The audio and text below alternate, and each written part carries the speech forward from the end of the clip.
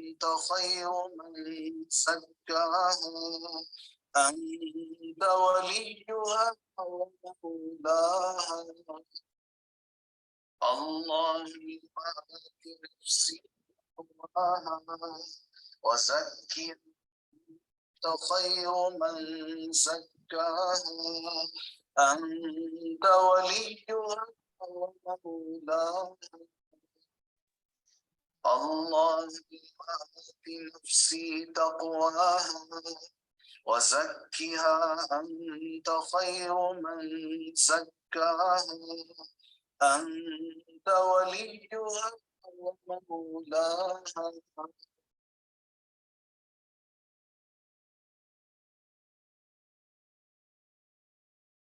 اللهم آت نفسي تقواها وزكها أنت خير من زكاها أنت وليها ومولاها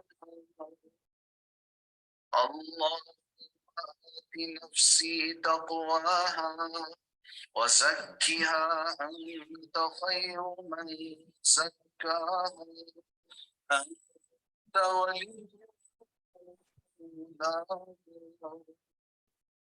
اللهم آت نفسي تقواها وزكها أنت خير من زكاها أنت وليها ومولاها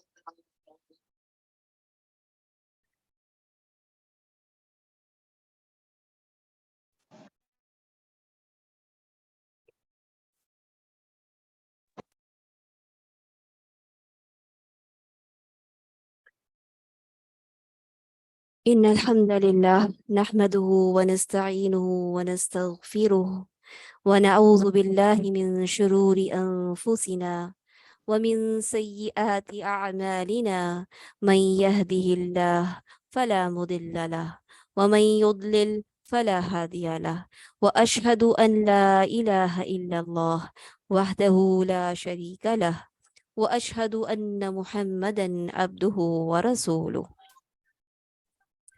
يا أيها الذين آمنوا اتقوا الله حق تقاته ولا تموتن إلا وأنتم مسلمون يا أيها الناس اتقوا ربكم الذي خلقكم من نفس واحدة وخلق منها زوجها وبث منهما رجالا كثيرا ونساء واتقوا الله الذي تساءلون به والأرحام إن الله كان عليكم رقيبا يا أيها الذين آمنوا اتقوا الله وقولوا قولا سديدا يصلح لكم أعمالكم ويغفر لكم ذنوبكم ومن يطع الله ورسوله فقد فاز فوزا عظيما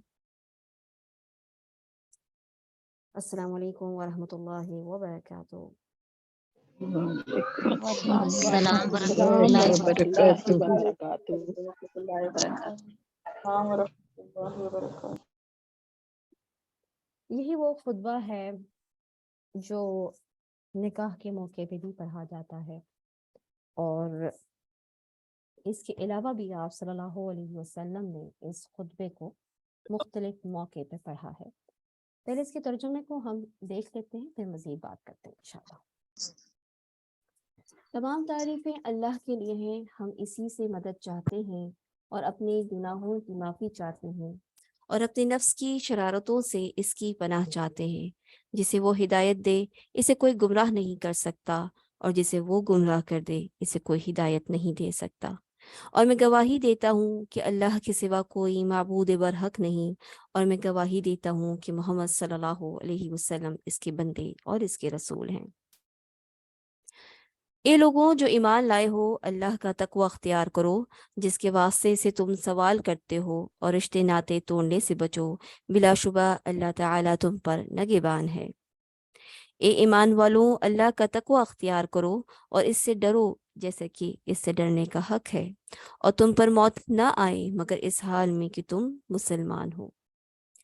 ए ईमान वालों, अल्लाह का तक़वा अख्तियार करो और बात हमेशा साफ सीधी क्या करो। अल्लाह तुम्हारे आमाल दुरुस्त फरमा देगा, तुम्हारी खताएं माफ़ कर देगा, और जिसने अल्लाह और उसके रसूल की अताअत की बिलाशुबा वो अजीम कामयाबी से हमकिनार हुआ। ये तर्जुमा है उस खुतबे का जो निकाह के मौके पर पढ़ा जाता है। इसके तर्जुमे को सुनकर जहन में आप लोगों के क्या ख्याल आता है? कौन सी ऐसी बात है जो आपके जहन में एकदम से क्लिक करती हो, जिसका ख्याल आता हो कि इसमें क्या बातें बयान की गई हैं? खास क्या बात नजर आई आपको? अस्सलाम वालेकुम रहमतुल्लाह। वालेकुम अस्सलाम वरहमतुल्लाहि वबरकातुहू।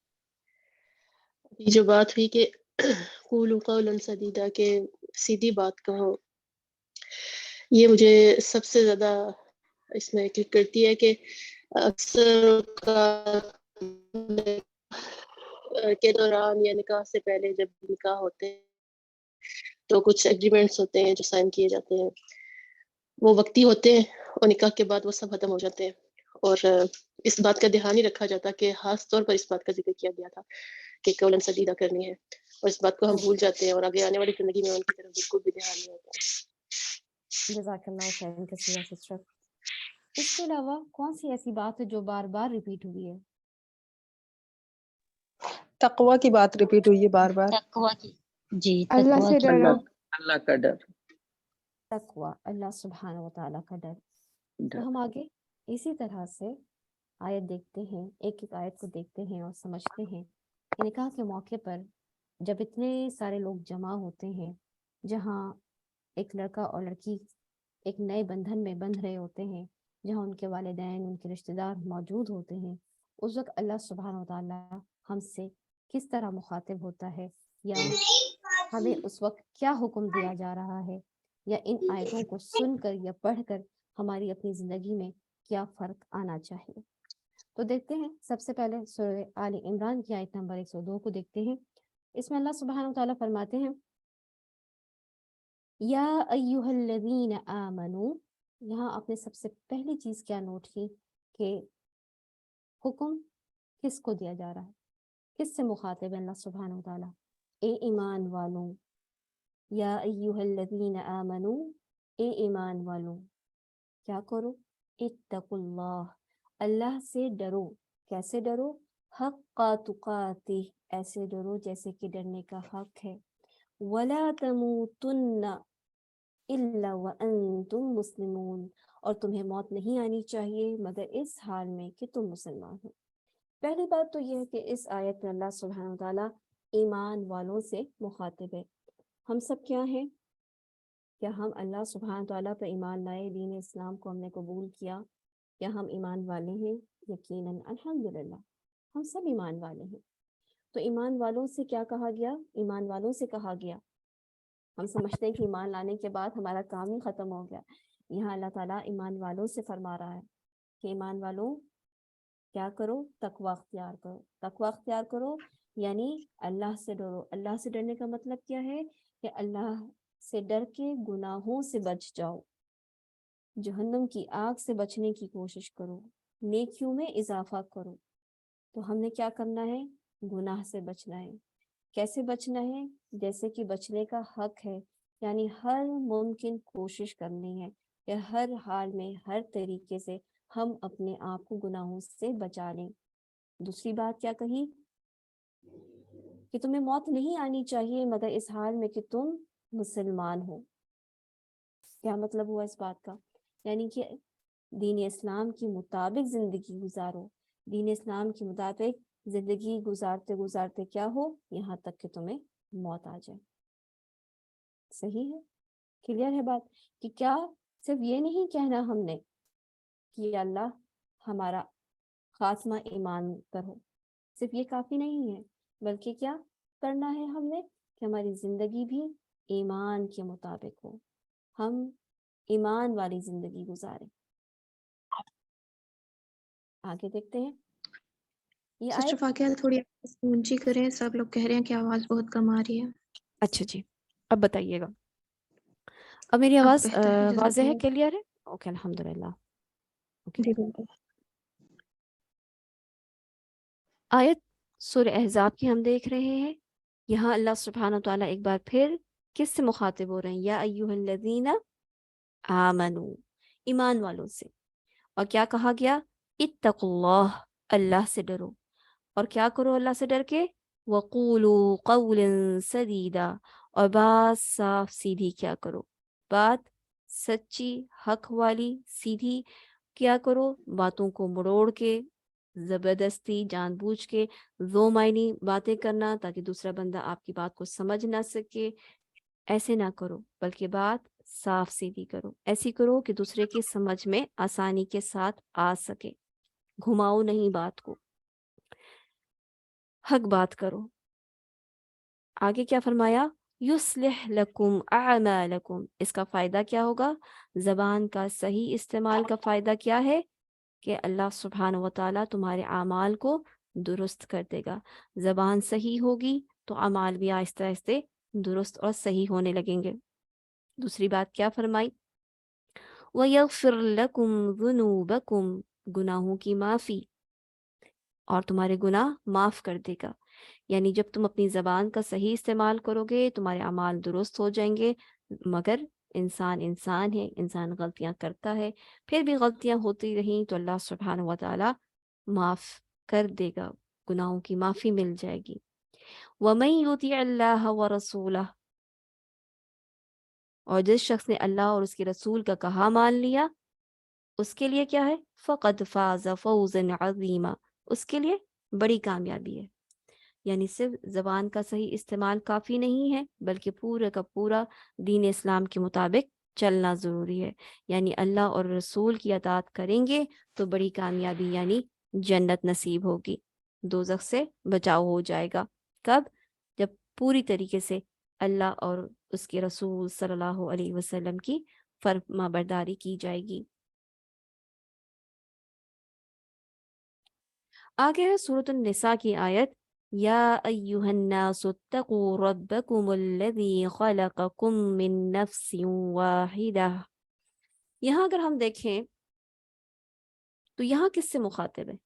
آپ لوگ اپنا چیٹ کا آپشن بھی استعمال کر سکتے ہیں، جو میں سوال کروں تو چیٹ میں آپ جواب دے دیں تو زیادہ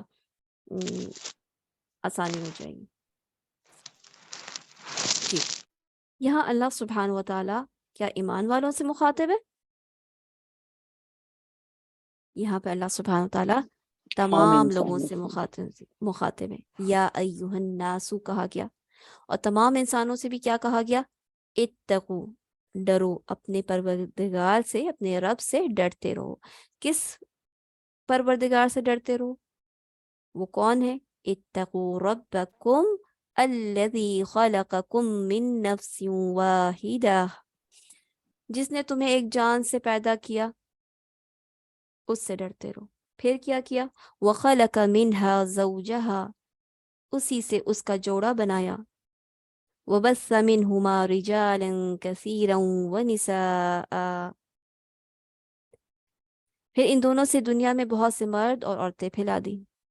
وَاتَّقُوا اللَّهَ، اس اللہ سے ڈرو، الَّذِي تَسَاءَلُونَ بِهِ وَالْأَرْحَامَ، جس کا واسطہ دے کہ تم ایک دوسرے سے اپنا حق مانگتے ہو، اور قریبی رشتوں کے معاملے میں بھی اللہ سے ڈرتے رہو۔ ان اللہ کان علیکم رقیبا، بلا شبہ اللہ تم پر ہر وقت نظر رکھے ہوئے ہے۔ یہاں ہم نے یہ دیکھا کہ اللہ سبحانہ و تعالیٰ نے تمام انسانوں کو اس بات کا حکم دیا ہے کہ وہ اللہ تعالیٰ کا تقوی اختیار کریں، اللہ سبحانہ و تعالیٰ سے ڈریں، گناہوں سے بچیں۔ اور اللہ سبحانہ و تعالیٰ نے اپنے بارے میں کیا بیان فرمایا؟ کہ اللہ وہ رب ہے جس نے تمہیں کس سے پیدا کیا؟ ایک جان سے۔ ایک جان سے پیدا کیا، کیا مطلب ہے اس کا؟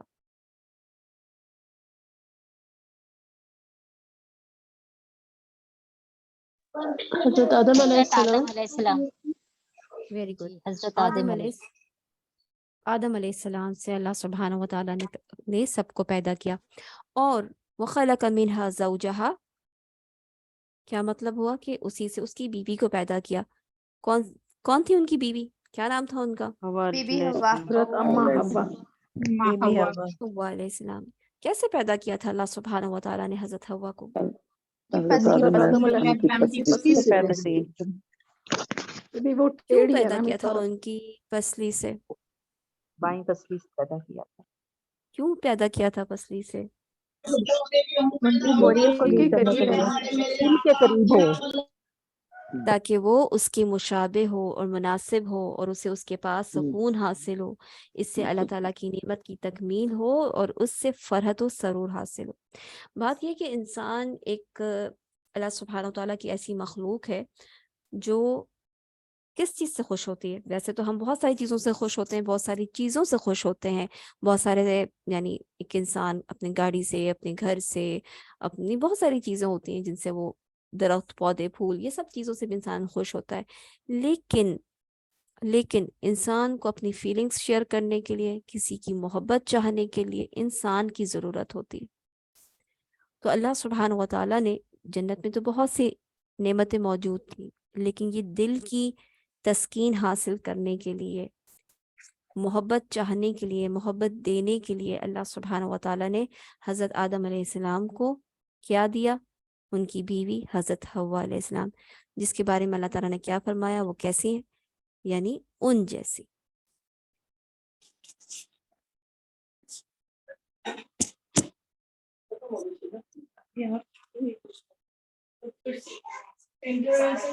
مائک میوٹ کر لیجیے.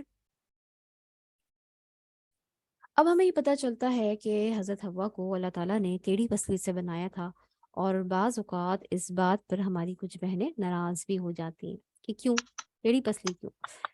لیکن کیا ٹیڑھی پسلی سے بننا کوئی بری بات ہے؟ ہم دیکھتے ہیں اس کے بارے میں. ابو ہریرہ رضی اللہ عنہ کہتے ہیں کہ آپ صلی اللہ علیہ وسلم نے فرمایا، میری وصیت مانو اور عورتوں سے بھلائی کرتے رہنا، کیونکہ عورت کی خلقت پسلی سے ہوئی ہے اور پسلی کے اوپر کا حصہ ٹیڑھا ہوتا ہے. اگر اسے سیدھا کرنے کی کوشش کرو گے تو ٹوٹ جائے گی، اور اگر یوں ہی چھوڑ دو تو ٹیڑھی ہی رہے گی. لہٰذا میری وصیت مانو اور ان سے اچھا سلوک کرو. کیا محسوس کرتے ہیں؟ اس میں کوئی برائی ہے؟ کیا اس میں عورتوں کو کوئی حقیر جانا گیا ہے؟ نہیں، حق بات ہے. ایون کہ عورتوں کے ساتھ حسن سلوک کا حکم دیا گیا. ماشاء اللہ، یہ ہے پازیٹیو تھنکنگ کہ آپ نے یہ نہیں دیکھا کہ اس میں ٹیڑھی پسلی ہے، بلکہ یہ دیکھا کہ رسول اکرم صلی اللہ علیہ وسلم کا حکم کیا ہے. انہوں نے اس وجہ سے مردوں کو کس بات کا حکم دیا کہ وہ عورتوں کے ساتھ اچھا سلوک کرے، اور عورت کا ٹیڑھی پسلی سے ہونا اس کی خوبصورتی ہے. اگر اس میں کوئی برائی ہوتی تو اللہ سبحانہ و تعالیٰ حضرت آدم علیہ السلام کو یہ کیوں دیتے؟ اللہ سبحانہ و تعالیٰ نے تو حضرت آدم علیہ السلام کو حضرت حوا علیہ السلام اس لیے دیں تاکہ وہ اس سے تسکین حاصل کریں، سکون حاصل کریں، خوشی محسوس کریں. تو اس کا مطلب یہ ہے کہ ٹیڑھی پسلی کا ہونا یا ٹیڑھی پسلی سے بنا ہوا ہونا، اس میں کوئی برائی نہیں، بلکہ یہ عورت کی خلقت ایسی ہے، اس میں کوئی برائی نہیں. اور اسی کی وجہ سے ہمیں کیا ملا کہ اللہ تعالیٰ نے حکم دیا آپ صلی اللہ علیہ وسلم کے ذریعے کہ عورتوں کے ساتھ اچھا سلوک کرو. اب بات یہ ہے کہ اللہ سبحانہ و تعالیٰ نے آدم علیہ السلام اور حضرت حوا علیہ السلام کے ذریعے دنیا میں بہت سے مرد اور عورت پھیلائے، اور چونکہ یہ جو اللہ سبحانہ و تعالیٰ نے کہا، یعنی اس بات کو سامنے رکھ کے کہا کہ تم کیا اختیار کرو؟ اتقو، تقوی اختیار کرو.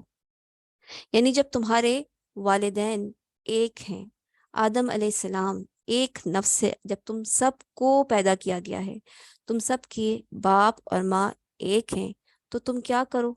تقوی اختیار کرو، ایک دوسرے کے ساتھ اچھا تعلق قائم کرو، اللہ تعالیٰ سے ڈرو، گناہ سے ڈرو، تم سب ایک ہو.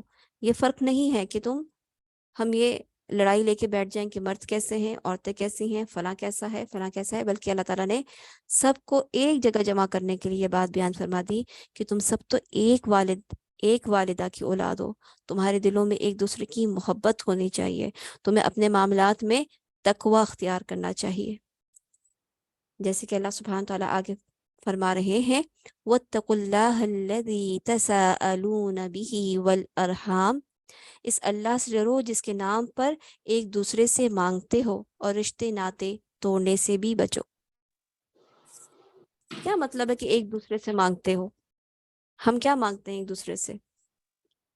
ایک دوسرے سے رشتہ مانگتے ہیں جب اللہ تعالیٰ کو اس کے اندر ضامن کرتے ہیں، ہم رشتہ ایک مانگنے دوسرے کے سے اللہ اپنے اپنے حق مانگتے ہیں۔ حق ہاں مانگتے کیسے ہیں، اپنے حق حقوق مانگتے ہیں؟ حقوق حقوق طلب مانگتے ہیں۔ تو یہ حقوق کیسے مانگتے ہیں ایک دوسرے سے؟ یا بعض اوقات ہم ویسے بھی کسی بہن کو یا بھائی کو کہتے ہیں کہ کیا تم بہن نہیں ہو، یہ کام کر دو۔ کیا مطلب ہوتا ہے اس سے؟ ہم اپنے رشتوں کو سامنے رکھتے ہوئے ایک دوسرے سے مانگتے ہیں کہ اللہ سبحانہ و تعالیٰ نے تمہیں ہماری بہن، بھائی، ماں باپ، بیوی، شوہر سب بنایا ہے، تو اس رشتے کو کس سے جوڑتے ہیں؟ اللہ کا نام لے کے، کہ اللہ کی خاطر یہ کام کر دو، اللہ کا واسطہ دیتے ہیں کہ تم یہ کام کر دو۔ یعنی ہم جانتے ہیں کہ سامنے والے کے دل میں کس کی عظمت ہے؟ اللہ سبحانہ و تعالیٰ کی۔ وہ اللہ تعالیٰ کو بڑا جانتا ہے، جب اللہ تعالیٰ کا نام لے کر کسی سے کچھ مانگا جاتا ہے تو وہ دے دیتا ہے، وہ ڈر جاتا ہے اور اس بات کو قبول کر لیتا ہے۔ اور ساتھ کیا کہا؟ ارحام، یعنی رشتے ناطے توڑنے سے بھی بچو۔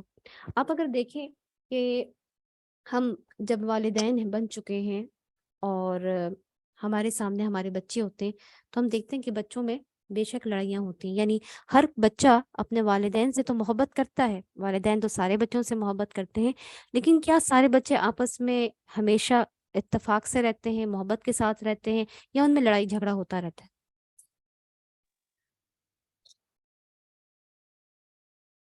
جی ہوتا رہتا ہے۔ بہن بہن میں لڑائی جھگڑا ہوتا رہتا ہے۔ اختلافات ہوتے ہیں، ریپیٹیڈیز تو ہوتی ہیں نا میڈم۔ بہن بھائیوں میں ہوتی رہتی ہیں لڑائیاں۔ تو اختلافات ہوتے ہیں۔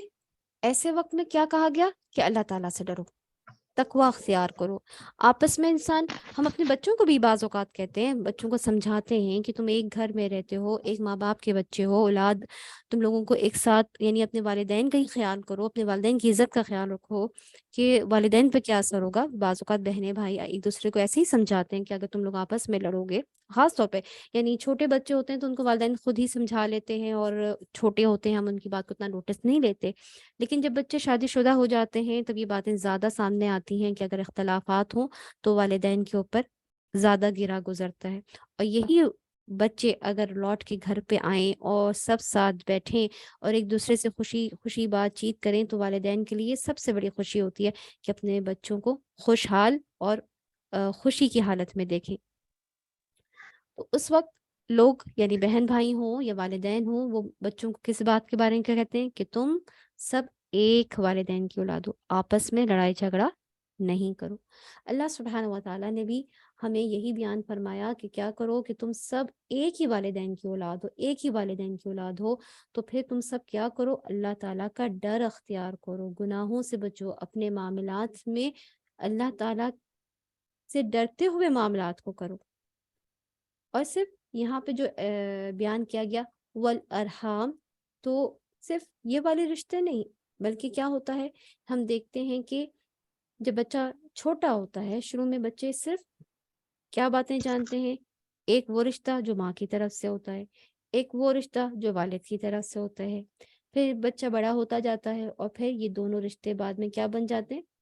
میکے میں بدل جاتے، پھر نئے رشتے، سسرالی رشتے وجود میں آتے ہیں۔ اور یہ سسرالی رشتے کیا خود سے وجود میں آ گئے یا اللہ سبحانہ و تعالیٰ نے بنا کے دیے؟ یہ سورۃ الفرقان میں اللہ سبحانہ و تعالیٰ فرماتے ہیں وَهُوَ الَّذِي خَلَقَ مِنَ الْمَاءِ بَشَرًا فَجَعَلَهُ نَسَبًا وَصِهْرًا وَكَانَ رَبُّكَ قَدِيرًا۔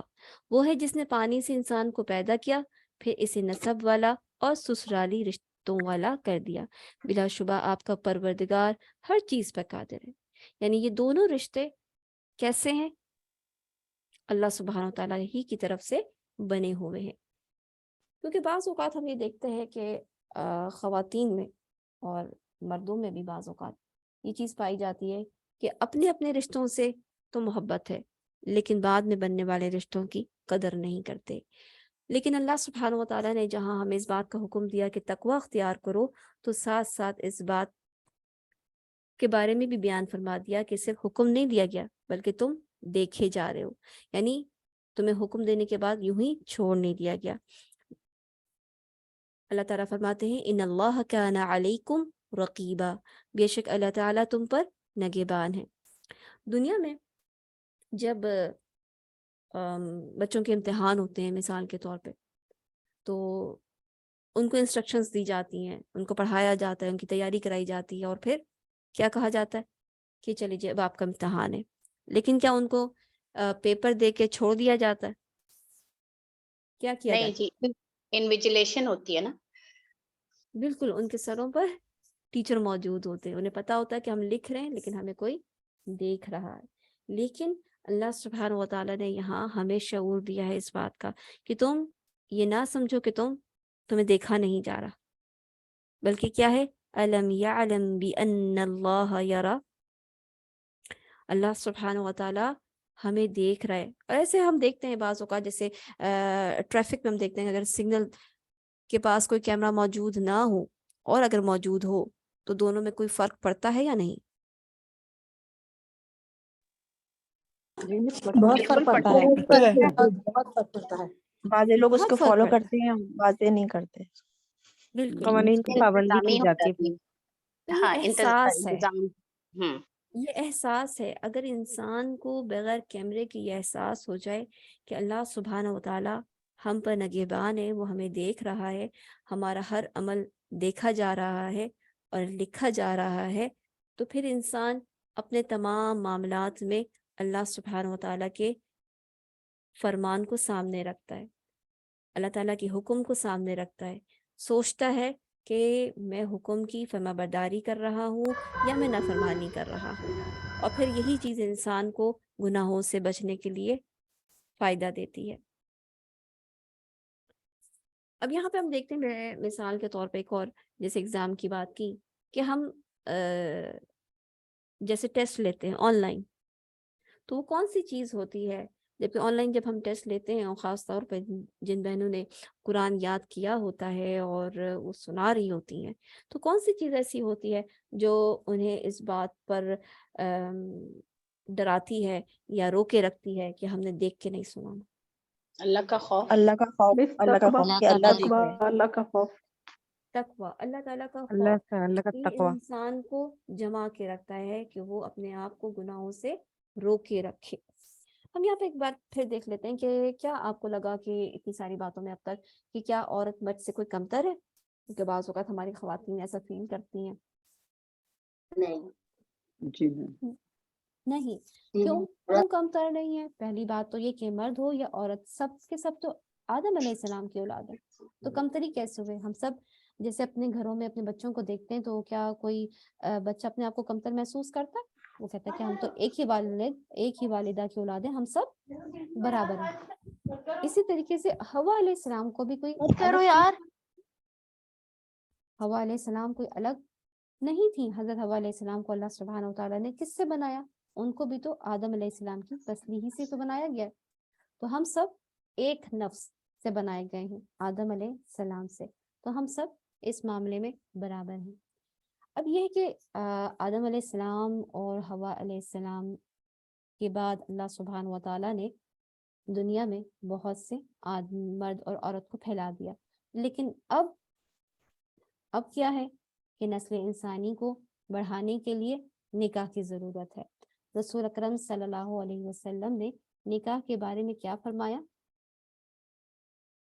النکاح من سنتی فمن لم یعمل بسنتی فلیس منی، نکاح میری سنت ہے، سو جس نے میری سنت پر عمل نہیں کیا اس کا مجھ سے کوئی تعلق نہیں۔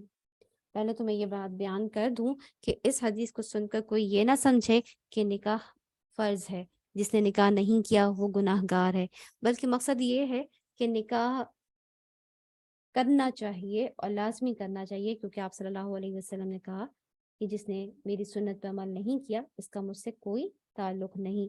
لیکن اگر شادی میں دیر ہو رہی ہے، نکاح نہیں ہو رہا ہے اور تو ایسی حالت میں کوئی گناہ گار نہیں ہے. یعنی کوئی یہ نہ سوچے کہ ہماری تو شادی ہوئی ہی نہیں اور کیا ہم گناہ گار ہیں، تو ایسا نہیں ہے.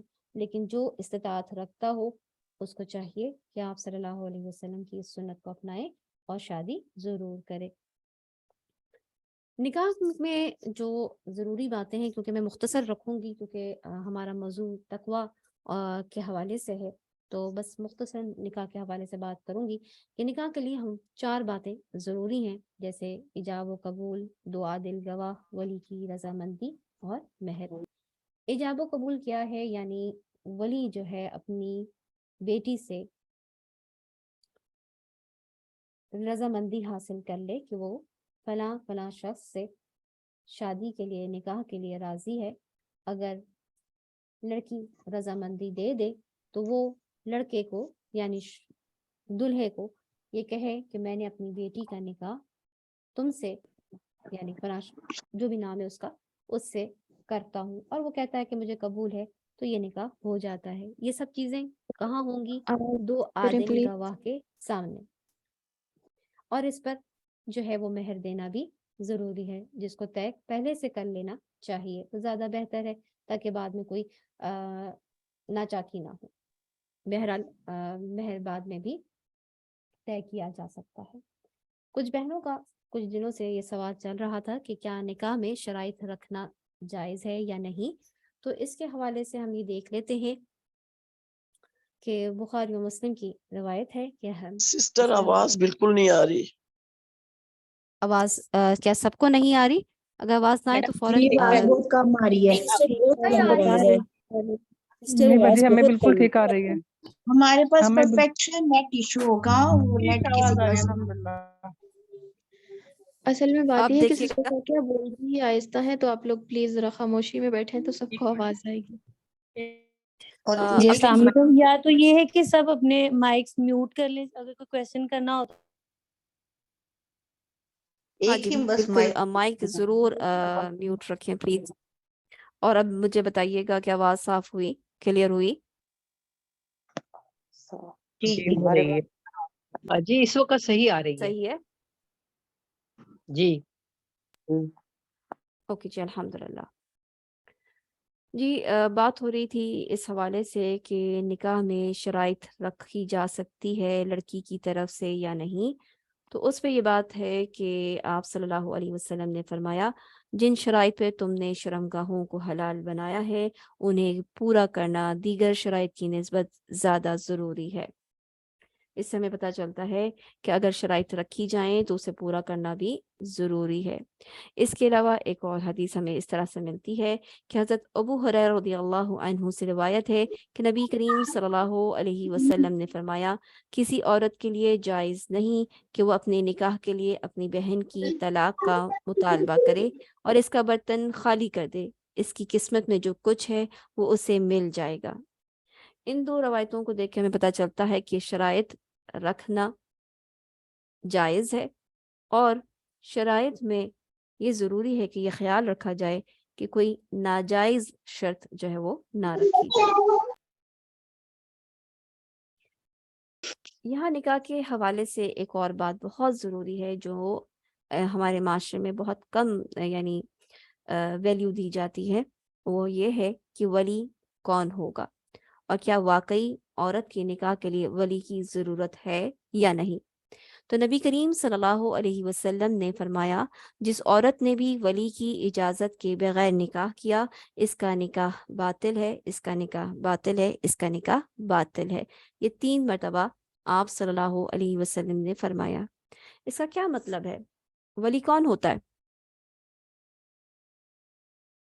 سرپرست، جو باپ کفالت کرتا ہے. بھائی باپ، جو آپ کا بھائی، جی چاچا، دادا، ماموں. ماموں. یاد رہے کہ سب سے پہلا ولی باپ ہے. ٹھیک ہے، یہ بات بہت امپورٹنٹ ہے. ہم خواتین ہیں اور ہمیں اپنی بچیوں اور اپنا اس بات کا خیال رکھنا چاہیے کہ اپنی بچیوں کے دلوں میں باپ کی محبت کو ڈالیں، باپ کی عزت اور احترام کو ڈالیں، باپ کی پسند اور ناپسند کے مطابق اپنی بچیوں کو ڈھالیں. یہ نہ ہو کہ اینڈ ٹائم پہ یہ سمجھا جائے کہ شاید باپ ہمارا دشمن ہے اور وہ ہمیں اجازت نہیں دے رہا فلاں لڑکے سے شادی کرنے کے لیے، تو کوئی بات نہیں، ہم کورٹ میں جا کے شادی کر لیتے ہیں، یا پھر کوئی ہمارا ماموں تیار ہو جائے گا، یا میرا چچا تیار ہو جائے گا، یا کوئی بیٹا تیار ہو جائے گا۔ باپ کے ہوتے ہوئے کوئی اور ولی نہیں ہوتا سوائے اس کے کہ باپ کے بارے میں واقعتاً یہ معلوم ہو جائے کہ وہ خیر خواہ نہیں ہے یا کوئی اور ایشو ہے اس کے ساتھ، لیکن باپ اس کا ولی ہے۔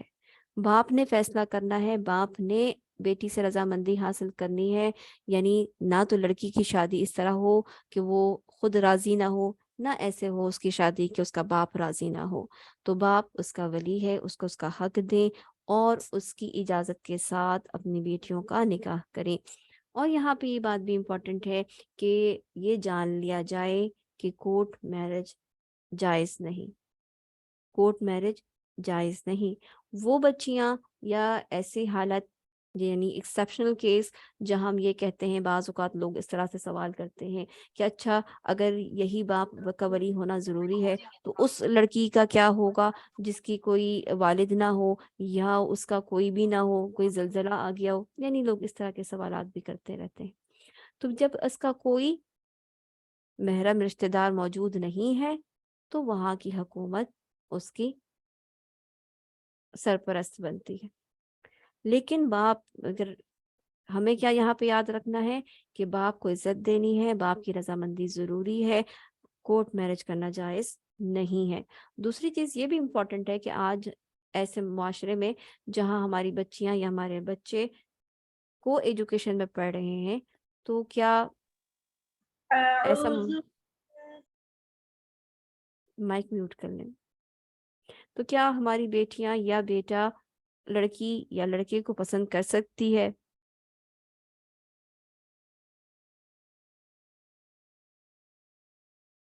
تو اس کا جواب یہ ہے کہ اگر کوئی لڑکا یا لڑکی کسی کو دیکھتی ہے اور پسند کرتی ہے تو اس کے لیے لازمی ہے کہ وہ صرف اس بات کو ذہن نشین کرے کہ اس نے بچوں کو، یعنی مثال کے طور پہ اگر لڑکا ہے اس نے لڑکی کو دیکھا کہ اچھا جی یہ پردے دار لڑکی ہے، کسی فحش کام میں نظر نہیں آتی، دیندار معلوم ہوتی ہے، آگے جا کے میری اولاد کے لیے اچھی ماں ثابت ہو سکتی ہے، پھر وہ اس کے لیے نکاح کا پیغام بھیجے تو جائز ہے۔ یا اسی طریقے سے اگر لڑکی دیکھے کسی لڑکے کے حوالے سے کہ سال بھر ہم جو ہیں ایک کلاس میں پڑھتے رہے ہیں، اس لڑکے کو نمازی پایا ہے، کسی کے ساتھ بدتمیزی اور بد اخلاقی کرتے ہوئے نہیں پایا ہے، شرم و حیا کا پابند ہے، کسی بدتمیزی میں یا لڑائی جھگڑے میں یا فحش کام میں نظر نہیں آیا ہے، تو وہ اپنی ماں کو کہہ سکتی ہے کہ اگر اس لڑکے کی طرف سے میرے لیے رشتہ آئے تو اسے قبول کر لیا جائے۔ لیکن یہ جائز نہیں کہ لڑکا اور لڑکی ایک دوسرے کے ساتھ ملتے رہیں، ہوٹلنگ کرتے رہیں، بازاروں میں گھومتے پھرتے رہیں، اور جب بات اتنی بڑھ جائے کہ یہ کہہ دیں کہ ہم ایک دوسرے کے بغیر نہیں رہ سکتے، اس لیے ہمارا نکاح کر دو اور ہمیں نہیں تو ہم کورٹ میرج کر لیں گے، تو یاد رکھیں ایسی بچیاں اور بچے کہ یہ آپ نے اپنی باپ کی رضامندی حاصل نہیں کی، بلکہ آپ نے بطور دھمکی یا آپ نے اپنے باپ کو رضامند کیا ہے۔ تو اللہ تعالیٰ خوب جاننے والا ہے، اسی لیے اللہ نے فرمایا اتقو، اللہ تعالیٰ سے ڈرو، اللہ تعالیٰ سے ڈرو، کیا کر رہے ہو، کیسے کس کو منوا رہے ہو، یہ سب اللہ سبحانہ و تعالیٰ کو معلوم ہے۔ آگے چلتے ہیں۔ اب ظاہر ہے کہ رشتہ ہوگا تو اب اس کے بعد کی زندگی کیسے گزرے گی؟ شادی کا وقت آسان ہوتا ہے، ایک مرتبہ نکاح ہو گیا، لیکن شادی شدہ زندگی گزارنا آسان نہیں ہوتا۔ اس کے لیے تیار ہونا چاہیے۔ کیسے تیار ہونا چاہیے؟ معلوم ہونا چاہیے کہ عورتوں کا حق کیا ہے، مردوں کا حق کیا ہے، بیوی کو کیا کام کرنا ہے، شوہر کو کیا کام کرنا ہے۔ تو ہم دیکھتے ہیں کہ اللہ سبحانہ تعالیٰ فرماتے ہیں وَلَهُنَّ مِثْلُ الَّذِي عَلَيْهِنَّ بِالْمَعْرُوفِ وَلِلرِّجَالِ عَلَيْهِنَّ دَرَجَةٌ، عورتوں کا حق مردوں پر ویسا ہی ہے جیسا کہ دستور کے مطابق مردوں کا حق عورتوں پر ہے، البتہ مردوں کو عورتوں پر فضیلت ہے۔ ہاں جی، کیا دیکھا آپ نے؟ مردوں کو عورتوں پر فضیلت ہے، اور فضیلت کے حوالے سے ہم حدیث میں دیکھتے ہیں کہ آپ صلی اللہ علیہ وسلم نے کیا فرمایا، اور دستور کے مطابق تمہاری بیویوں کی خوراک اور پوشاک تمہارے ذمے ہے، جب تو کھانا کھائے تو اسے کھانا کھلا، اور جب تو پہنے تو اسے بھی پہنا، اور اس کے منہ پر نہ مار، نہ اسے برا بھلا کہے، نہ اس سے قطع تعلق کرے، مگر یہ کہ گھر کے اندر اندر۔ تو کیا ہم عورتیں اس بات پہ راضی نہیں ہوتی کہ اللہ سبحانہ و تعالیٰ نے ہماری ذمہ داری ہمارے شوہروں کو دے دی کہ وہ ہمارے کھانے پینے، ہمارے پہننے اوڑھنے کا خیال رکھیں، ہماری رہائش کا خیال رکھیں؟ اور ظاہر ہے کہ غلطیاں ہر انسان سے ہوتی ہیں، بیویوں سے بھی غلطی ہوتی ہے، تو کیا ان کی اصلاح کے لیے ان سے گھر کے اندر اندر کچھ دن کے لیے قطع تعلق ہونا، یعنی خاموشی اختیار کر دینا، ناراضگی کا اظہار کرنا، کیا اس میں کوئی بری بات ہے؟ جی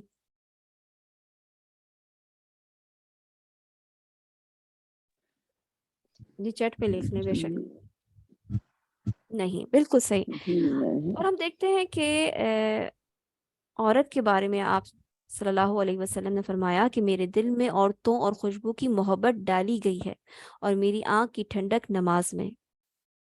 اور سورہ نساء میں اللہ تعالیٰ نے کیا فرمایا، وَعَاشِرُوهُنَّ بِالْمَعْرُوفِ، اور بیویوں کے ساتھ اچھی طرح رہو سہو۔ یعنی ایسا نہیں ہے کہ اللہ سبحانہ و تعالیٰ نے صرف بیویوں کو حکم دیا ہو، اللہ سبحانہ و تعالیٰ نے شوہر کو بھی حکم دیا ہے کہ وہ، اس کو فضیلت دی گئی ہے تو وہ کس طریقے سے رہے اپنی بیوی کے ساتھ، اچھے سلوک کے ساتھ رہے۔ اور اللہ تعالیٰ نے کوئی زیادتی یا کوئی ناراضگی کا اظہار عورتوں کے ساتھ نہیں کیا۔ کیا ہے؟ کیونکہ بعض اوقات جب ہم یہ بات پڑھتے ہیں کہ اللہ تعالیٰ نے مردوں کو ہم پہ فضیلت دی ہے، تو بطور خواتین ہمارے دل میں ایک نہ چاہتے ہوئے بھی کچھ نہ کچھ قلق محسوس ہونے لگتا ہے کہ یہ کیوں، کیسا ہوتا ہے؟ اس کیوں کو ہم نے اپنے دل سے نکالنا ہے۔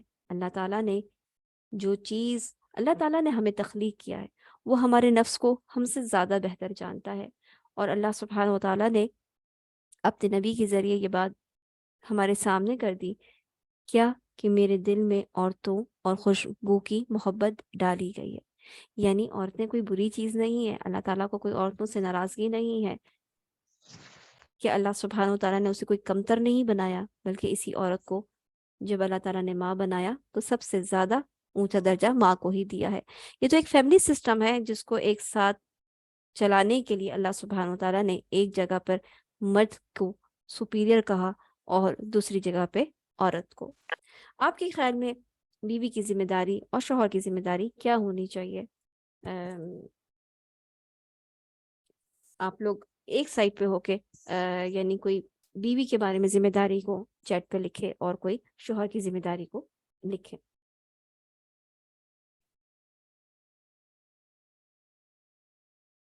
اچھا جی، ہم یہاں پہ دیکھتے ہیں کہ اللہ سبحانہ و تعالیٰ نے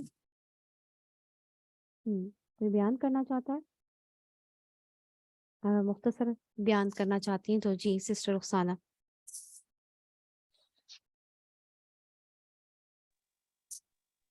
جی مس میرا نام لیا آپ نے، رخسانہ لگا رہی؟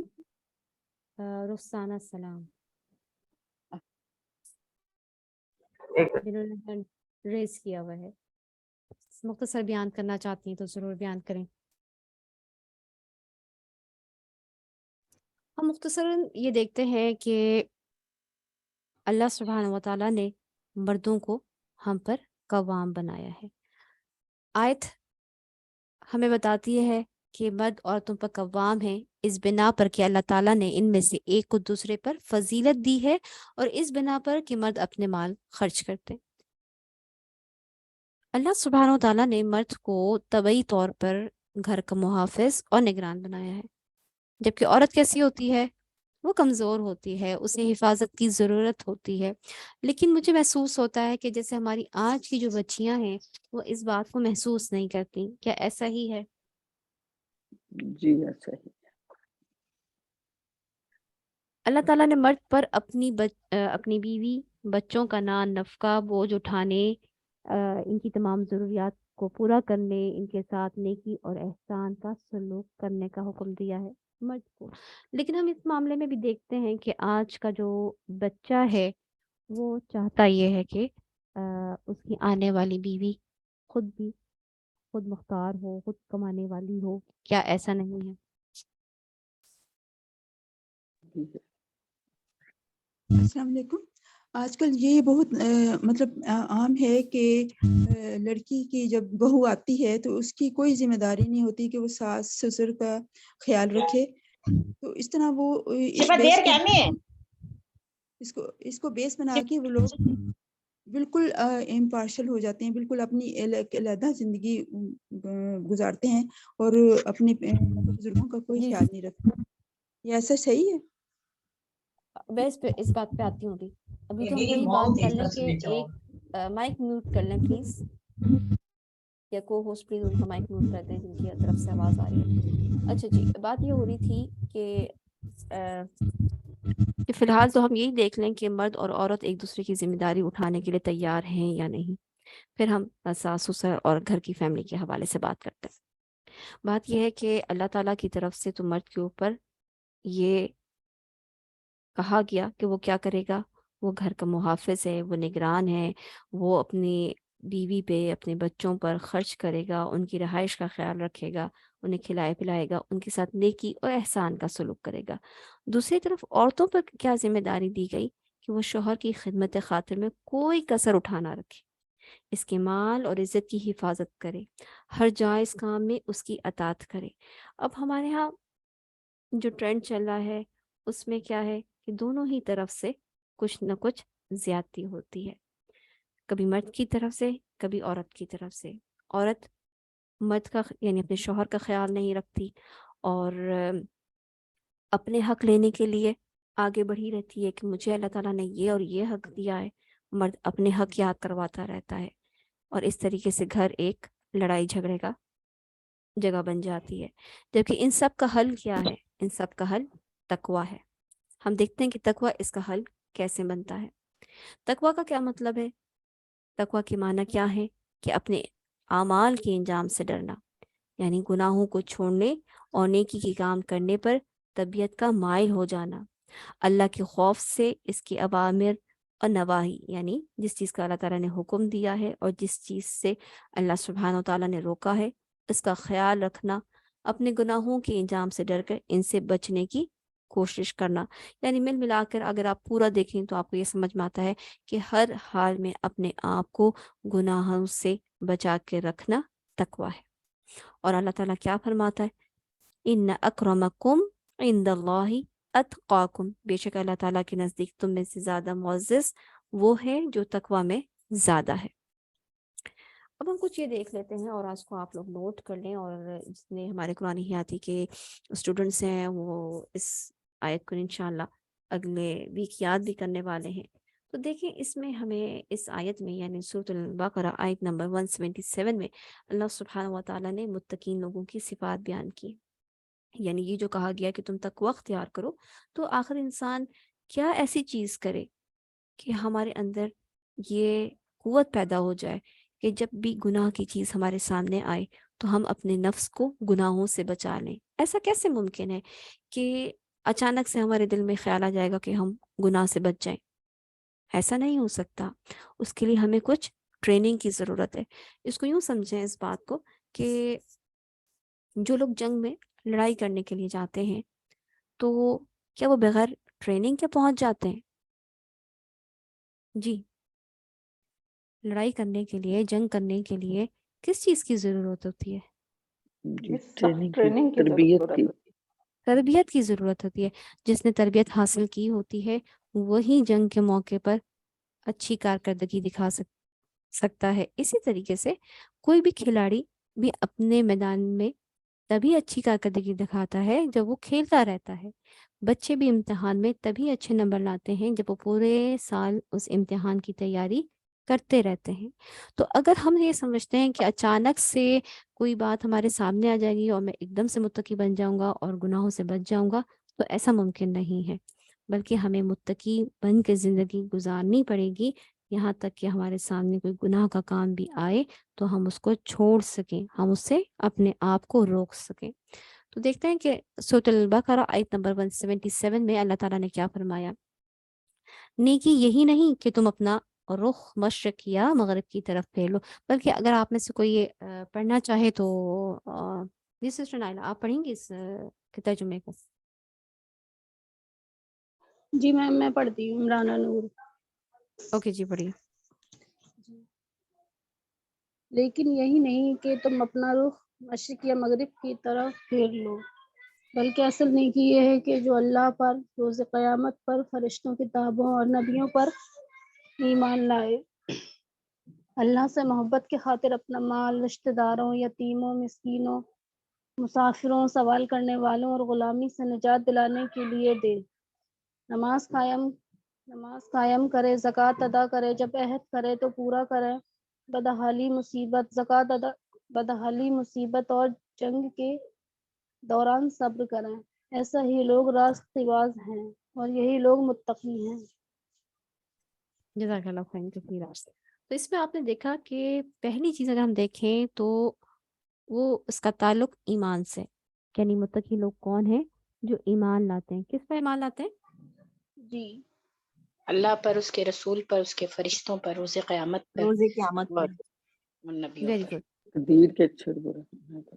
یہ ایمان لانے والے متقی ہیں. ویسے تو الحمدللہ ہم سب ایمان لانے والے ہیں ان تمام چیزوں پر، لیکن ہم نے جو یا ہمارا ایمان ہے اس وقت وہ ایسا ہی ہے کہ ہم بغیر جانے بوجھے ایمان لاتے ہیں. یعنی اللہ پر ایمان لانے کا تقاضا کیا ہے، اللہ تعالیٰ ہم سے کیا ڈیمانڈ کرتا ہے، یہ ہمیں نہیں معلوم. آخرت پر ایمان لانے کے بعد ہمارے اعمال میں کیا کیا فرق آنا چاہیے، یہ ہمیں نہیں معلوم.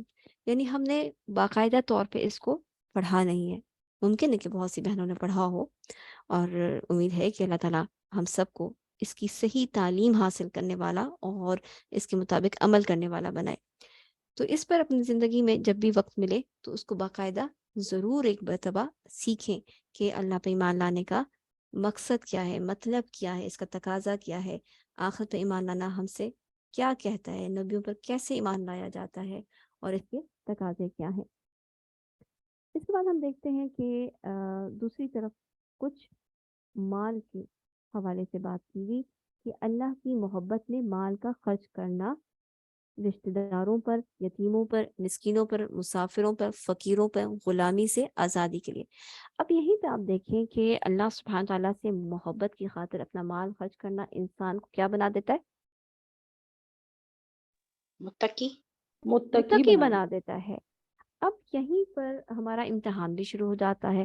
بطور خاتون بات کروں گی فی الحال کہ آپ کے شوہر اگر اپنے آپ کو متقی بنانے کے لیے، بے شک آپ پر یعنی بیوی اور بچوں کا حق پہلا ہے کہ ان کے اوپر مال خرچ کیا جائے، لیکن اس کے بعد اگر شوہر اپنے آپ کو متقی بنانے کے لیے اللہ کی محبت میں مال خرچ کرتا ہے اپنے رشتہ داروں پر، یتیموں، مسکینوں، مسافروں پر، تو کیا ہمیں اعتراض ہونا چاہیے؟ جی نہیں، ہمیں مددگار ثابت ہونا چاہیے. نہیں اعتراض نہیں کرنا چاہیے. بالکل صحیح، اعتراض نہیں کرنا چاہیے. ایسے معاملے میں انسان کو یہ تقوی اختیار کرنا چاہیے اور یقین رکھنا چاہیے کہ جو مال میرا شوہر کسی اور کے اوپر خرچ کر رہا ہے تو اللہ سبحانہ تعالیٰ آپ کو مزید دینے والا ہے. دینے والا تو اللہ تعالیٰ کی ذات ہے. ہم کیوں اعتراض کریں؟ جو حق میرا ہے وہ مجھے مل کے رہے گا، جو میرا رزق ہے وہ اللہ تعالیٰ مجھ تک پہنچا دے گا. تو رشتہ دار میں سب سے پہلے جس میں جیلسی پیدا ہوتی ہے وہ اپنی کسی مال تو کم بھی سر تو لکھ لیجئے سوالات، ٹھیک ہے؟ بات لمبی ہے تو لکھ لیجئے. اچھا جی، تو بات ہو رہی تھی کہ سب سے زیادہ اعتراض کب ہوتا ہے؟ جب اپنے رشتہ داروں کے اوپر شوہر مال خرچ کرتا ہے، یعنی ساس سسر نند دیور، تو عورتیں اعتراض کرنے لگتی ہیں.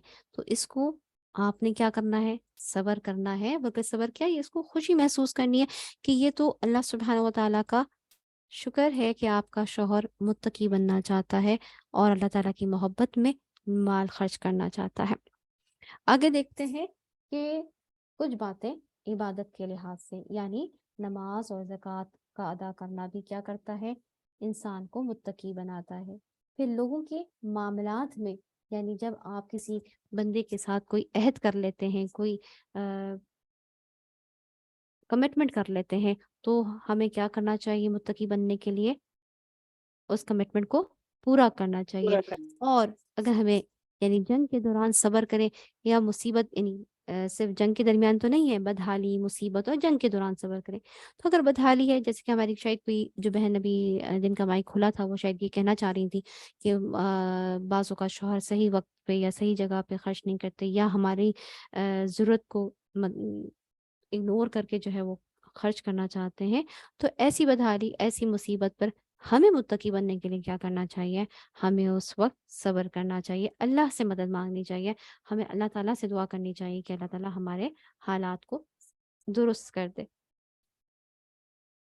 تو شوہر کو اپنے کام کا اور ہمیں اپنے کام کا اجر مل جائے گا. وہاں پہ نماز اور روزے کا نماز اور زکوٰۃ کا ذکر تھا، اور یہاں میں نے روزے کی آیت کو آپ کے سامنے رکھ رہی ہوں. کیونکہ روزہ ایک ایسی عبادت ہے جس میں سب سے زیادہ اس بات کا احساس ہوتا ہے کہ اللہ سبحانہ و تعالیٰ دیکھ رہا ہے، اور صرف 1 گھنٹہ 2 گھنٹہ نہیں بلکہ فجر سے مغرب تک یہ احساس مسلسل رہتا ہے، اور پھر 30 دن کے روزے اس احساس کو اور اچھی طرح پختہ کر دیتے ہیں. کس احساس کو؟ صبر اللہ تعالیٰ دیکھ رہا ہے. اللہ سبحانہ و تعالیٰ دیکھ رہا اللہ ہے. دیکھ رہا ہے. تو انسان مزید اپنے آپ کو تقوی اختیار کرنے کے لیے آسان ہو جاتا ہے. گناہوں سے بچنا انسان کے لیے اس وقت آسان ہو جاتا ہے، کیونکہ یہ احساس مسلسل انسان کے دماغ میں رہتا ہے، اس کے دل میں رہتا ہے کہ مجھے میرا رب دیکھ رہا ہے. تو کھانا پینا بھی چھوڑتا ہے اور گناہ بھی انسان چھوڑ دیتا ہے. یہاں اسی احساس کو اگر ہم لے کے چلیں کہ اللہ سبحانہ و تعالیٰ ہمیں دیکھ رہا ہے، ہمیں اللہ تعالیٰ نے حکم دیا ہے تقوی کا. میرا عمل کس کے لیے ہونا چاہیے؟ میرا عمل اللہ کے لیے ہونا چاہیے. اب دیکھیں ریلیشنز تو بہت سارے ہیں نا. ریلیشن کیا ہے؟ کبھی ہم ساس ہوتے ہیں، کبھی بہو ہوتے ہیں، کبھی میاں کبھی بیوی کے ریلیشن میں ہوتے ہیں، کبھی اولاد اور والدین کے رشتے میں ہوتے ہیں. لیکن ہمیں کیا کرنا ہے؟ ہم نے کیا سوچنا ہے کہ میرا ڈائریکٹ ریلیشن نہیں ہے اپنے میاں کے ساتھ، میرا ڈائریکٹ ریلیشن نہیں ہے میری اولاد کے ساتھ، میرا ڈائریکٹ ریلیشن نہیں ہے میری ساس کے ساتھ یا بہو کے ساتھ، بلکہ پہلا میرا ریلیشن میرے رب کے ساتھ ہے. یعنی ہر معاملے میں پہلے اپنے رب سے ڈروں اور پھر آگے والے کے ساتھ تعلقات کو قائم کروں.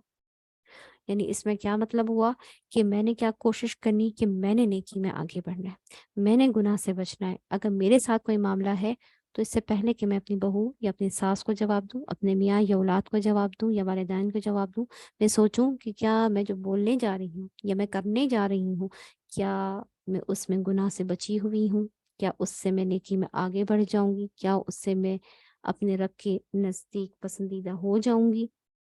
اگر میں اپنے رب کے نزدیک ہو سکتی ہوں، پسندیدہ ہو سکتی ہوں، تو میں وہ کام کروں گی. اور اگر میں اس بات کے کہہ دینے سے گناہ میں شامل ہو جاؤں گی تو میں اپنے کام کو روک دوں گی. اس کی مثال دیکھتے ہیں تاکہ بات کلیئر ہو سکے کہ ہم نے کیا کہا ہے. مثال کے طور پہ بہت آسان اور بہت روزمرہ زندگی کے مسائل ہیں یہ سامنے. کیا ہے؟ ایک پہلے آیت پڑھتی ہوں، اور یہ آیت بلکہ کون پڑھے گا؟ یہ آیت سورۃ البقرہ آیت نمبر 21. اللہ سبحانہ تعالیٰ نے تمام انسانوں کو کس بات کا حکم دیا ہے؟ میں پڑھوں میں اے لوگوں مسز قمر اپنے پڑھیے. اس رب کی عبادت کرو جس نے تمہیں اور تم سے پہلے کے لوگوں کو پیدا کیا، یہی تمہارا بچاؤ ہے. اس کا کیا مطلب ہے؟ کیا حکم دیا جا رہا ہے ہمیں، اور کس کو حکم دیا جا رہا ہے؟ تمام انسانوں کو حکم دیا جا رہا ہے. جی کس بات کا؟ اللہ سے صرف اور صرف ڈرو. اللہ کی عبادت کرو اور اسی اللہ سے کی ڈرو. عبادت. اللہ سے ڈرو. اللہ کی عبادت کرو اس کا مطلب ہے کہ اگر ہمارا مقصد زندگی عبادت ہو جائے، جیسے کہ اللہ تعالیٰ نے ہمارے پیدا کرنے کا مقصد کیا بتایا ہے، ما خلقت الجن والانس الا لیعبدون. لیعبدون. کہ اللہ تعالیٰ نے کیا فرمایا کہ میں نے جن اور انسان کو کس لیے پیدا کیا؟ عبادت کرنے کے لیے. تو اگر انسان کو یہ معلوم ہو جائے تو انسان اپنی کوششیں یہ کرے کہ میرا ہر وقت عبادت والا وقت ہو، اور میرے کام ہمیشہ ایسے ہی ہوں جو گناہ سے بچنے والے ہوں. تو انسان اپنے تمام معاملات کو سدھار سکتا ہے۔ مثال کے طور پہ ہاں جی یہ کون پڑھے گا یہ جو لکھا ہوا ہے؟ کب ہوتا ہے؟ ایک بہن ہماری جی سسٹر ارم آپ پڑھیں ذرا یہ جو اوپر لکھا ہوا ہے جو ہماری بہوؤں کا مسئلہ ہے۔ جی یہ جو شاپنگ پر شاپنگ جانا ہے جانے نہیں دیتے، کیا ہوں کروں؟ ہوں امی کے گھر جانا ہے جانے ہی نہیں دیتے، رہنے ہی نہیں دیتے، پھر ہوں اپنے والدین اور رشتے داروں پر ہر وقت مال خرچ کرتے رہتے ہیں، میری کوئی فکر ہی نہیں، دینا ہی نہیں ہے مجھے پیسے، میں بیٹھی شکلیں دیکھتی رہتی ہوں۔ جی سسٹر نائلہ آپ ذرا سے نیچے والے مسائل کو دیکھیں جو ساسوں کے مسائل ہیں یا نندوں کے مسائل ہیں۔ ہر وقت میکے کا ہی خیال سوار رہتا ہے، سسرال والوں کی کوئی فکر ہی نہیں ہوتی، ہر وقت فون پر یا سوتی رہتی ہے، گھر کے کاموں کا دھیان نہیں ہوتا، شوہر کا آرام کھانے کا پسند ناپسند کا کوئی خیال نہیں۔ ہاں جی کیا حل ہے اس کا؟ کون بتائے گا؟ سسٹر رومانہ آپ بتائیں اس کا حل۔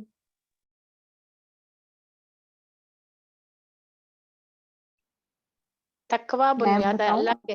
جی صبر کرے اور تقوی اختیار کرے۔ اس وقت وہاں پہ سب بول رہے تھے جی سسٹر رومانہ آپ بتائیں۔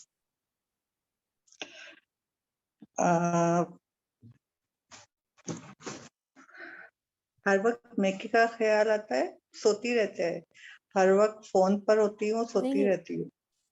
سوال یہ کہ اس کا حل کیا ہے؟ صبر ہے۔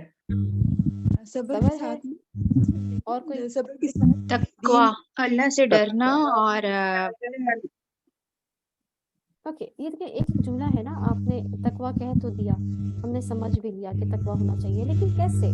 یعنی کیسے کس یہ مائک جو میوٹ دونوں کریں خواتین ہیں سسٹر ساس رخسانہ؟ اور بہو، یہ دونوں ہی جو درمیان کا راستہ اختیار کریں۔ سے نا علم بس سسٹر علم نہیں ہے رخسانہ نا، علم حاصل کرنا ہے۔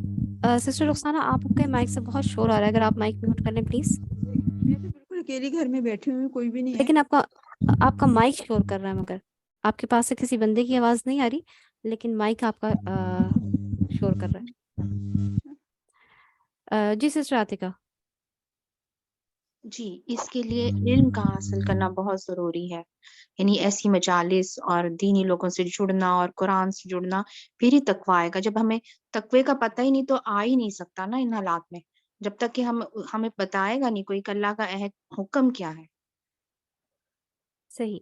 اب یہاں پہ یوں دیکھ لیتے ہیں کہ مثال کے طور پہ اگر یہ بات کہی کہ شاپنگ پہ جانا ہے، جانے نہیں دیتے، تو انسان اپنے ہی بارے میں پہلے سوچ تو لے کہ ہماری شاپنگ کی خواہشات کتنی بڑھی ہوئی ہیں، کہ میں مہینے میں ایک بار جا رہی ہوں، 6 مہینے میں ایک بار جا رہی ہوں، یا مجھے ہر روز شاپنگ پہ جانا ہے۔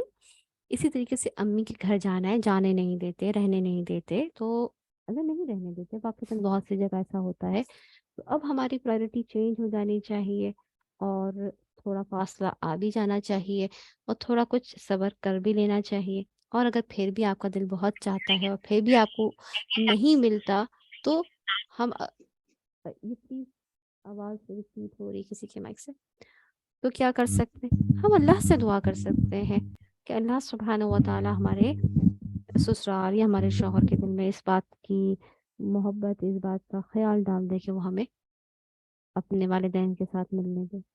لیکن اس وقت تقوی اختیار کرنے کا مطلب یہ نہیں، یعنی تقوی اختیار کرنے کا مطلب یہ ہے کہ انسان اپنے آپ کو اس وقت گناہ میں نہ ڈالے، یعنی اگر اجازت نہیں مل رہی تو ہم کیا کریں؟ کوئی غلط اختیار کر لیں راستہ، یہ کام نہیں نہیں کرنا۔ بالکل ہم کوئی اپنے والدین اور رشتے دار پر وقت اور مال خرچ کرتے ہیں، مجھے وقت نہیں مل رہا تو میں کیا کروں؟ اچھا جی میں ایسا کرتی ہوں کہ ان کے اس وقت کو کس طریقے سے خراب کر سکتی ہوں، اس وقت کون سی ایسی بات کر دوں جس سے ان کے درمیان پھوٹ پڑ جائے، یا وہاں مال خرچ کرتے ہیں تو میں اپنے بارے میں زیادہ بیان کروں کہ مجھے زیادہ ضرورت ہے، تاکہ وہ ان کی طرف مال خرچ نہ کر سکے۔ یہ سب کیا چیزیں ہیں؟ یہ تقوی کے خلاف ہے، اس میں کیا ہے؟ گناہ شامل ہے۔ تو کرنا کیا ہے کہ اگر مجھے میرا حق نہیں مل رہا، مثال کے طور پہ ہمارے ساتھ زیادتی ہو رہی ہے، تو ہم صبر کریں گے، تقوی اختیار کریں گے، اللہ تعالیٰ سے دعا کریں گے، خود کو گناہ میں نہیں ڈالیں گے، ہم خود کوئی ایسا کام نہیں کریں گے جس سے میرے نام اعمال کو میں کچھ خرابی آ جائے۔ رہی دوسری بات جو دوسری طرف ہے کہ ہر وقت نیکا ہی کا خیال سوار ہوتا ہے، تو یہ دیکھیں یہ بات آپ کو سوچنی چاہیے کہ جس بندی کو آپ لے کر آئے ہیں اس وہ ایک درخت میں، یعنی ایک درخت ہوتا ہے تو اس کی جڑ وہ اپنی جڑ کے ساتھ ہوتا ہے. آپ اس کا ایک شاخ توڑ کے لے آئے ہیں تو اس کا تعلق اسی درخت کے ساتھ ہے، اسی جڑ کے ساتھ ہے، تو نیکی کا خیال تو آئے گا ہی. یہاں تک کہ آپ اس کو آزاد چھوڑ دیں تو وہ خود ہی سسرال میں سیٹ ہو جائے گی. دوسری بات یہ کہ ہر وقت فون پر سوتی رہتی ہے. آپ سے کہوں گی کہ آپ اپنی نظروں کو تھوڑا سا جھکا لیں، اتنا خیال نہ رکھیں اور صبر کریں، دعا کریں، ہدایت کی دعا کریں، کیونکہ آپ کے کہہ دینے سے آپ اس کو فون سے نہیں چھڑا سکتے، اس کو جگا نہیں سکتے. اسی طریقے سے شوہر کا آرام کھانے کے پسند نہ پسند، یہ اس کا اس کے شوہر کا معاملہ ہے، اس میں ہمیں مداخلت نہیں کرنی چاہیے. اگر اس کو شوہر کچھ نہیں کہہ رہا تو ہمیں بھی فکر نہیں ہونی چاہیے کہ ہمارا بیٹا ہے، اس کو یہ پسند ہے، اس نے یہ نہیں کھلایا، اس نے وہ نہیں کھلایا، میں تو یہ کھلاتی تھی. اب ان کی اپنی زندگی ہے، اس معاملے کو ان دونوں کے درمیان ہی چھوڑ دیں. دعا کریں اور خوب دعا کریں. ہدایت کی دعا ہمارے بچوں کو، چاہے وہ لڑکا ہو چاہے وہ لڑکی ہو، دونوں کو رہتی ہے. اور ہمیں اپنے بارے میں کیا سوچنا ہے کہ میں نے وہ بات کہنی، کیونکہ اگر یہ آپ کے ذہن میں مسلسل سوار ہے کہ میرے گھر میں آنے والی بہو ہر وقت میکی کا خیال رکھتی ہے، ہر وقت فون پہ بات کرتی ہے، شوہر کا آرام نہیں خیال نہیں رکھتی، تو یہی باتیں آپ کے ایک دن زبان پر آ جائیں گی. یعنی پہلے آپ کے دل میں اور پھر زبان میں. جب زبان پہ آئیں گی تو کیا ہو جائے گا؟ کیا کہا تھا ہمیں خطبہ نے کہا میں قولو قولا سدیدہ، سیدھی اور سچی اور حق بات بولو. اگر سیدھی سچی بات صحیح بولو گے تو کیا ہوگا کہ تمہارے زبان جب محفوظ ہوگی تو تمہارے اعمال بھی درست ہو جائیں گے اور گناہوں کی معافی بھی مل جائے گی. لیکن اگر ہمارے دل میں ایسے ہی ہر وہ خیالات رہے تو ہماری زبان سے یہ غلط باتیں تانے طنز کی شکل میں یا غیبت کی شکل میں نکل آئیں گی، پھر ہمارے اعمال بھی خراب ہونے لگیں گے. اس لیے ایسے جذبات یا خیالات پر صبر کرنا ہے، دعا کرنی ہے، لیکن ایسی باتیں نہیں بولنی جس سے دوسرے کا دل خراب ہو جائے، اچھے ہونے کے بجائے وہ آپ سے اور دور ہو جائے. اس حدیث کو کون پڑھے گا؟ جی آیت خان. میں پڑھوں؟ جی پڑھیں. ایک سیکنڈ.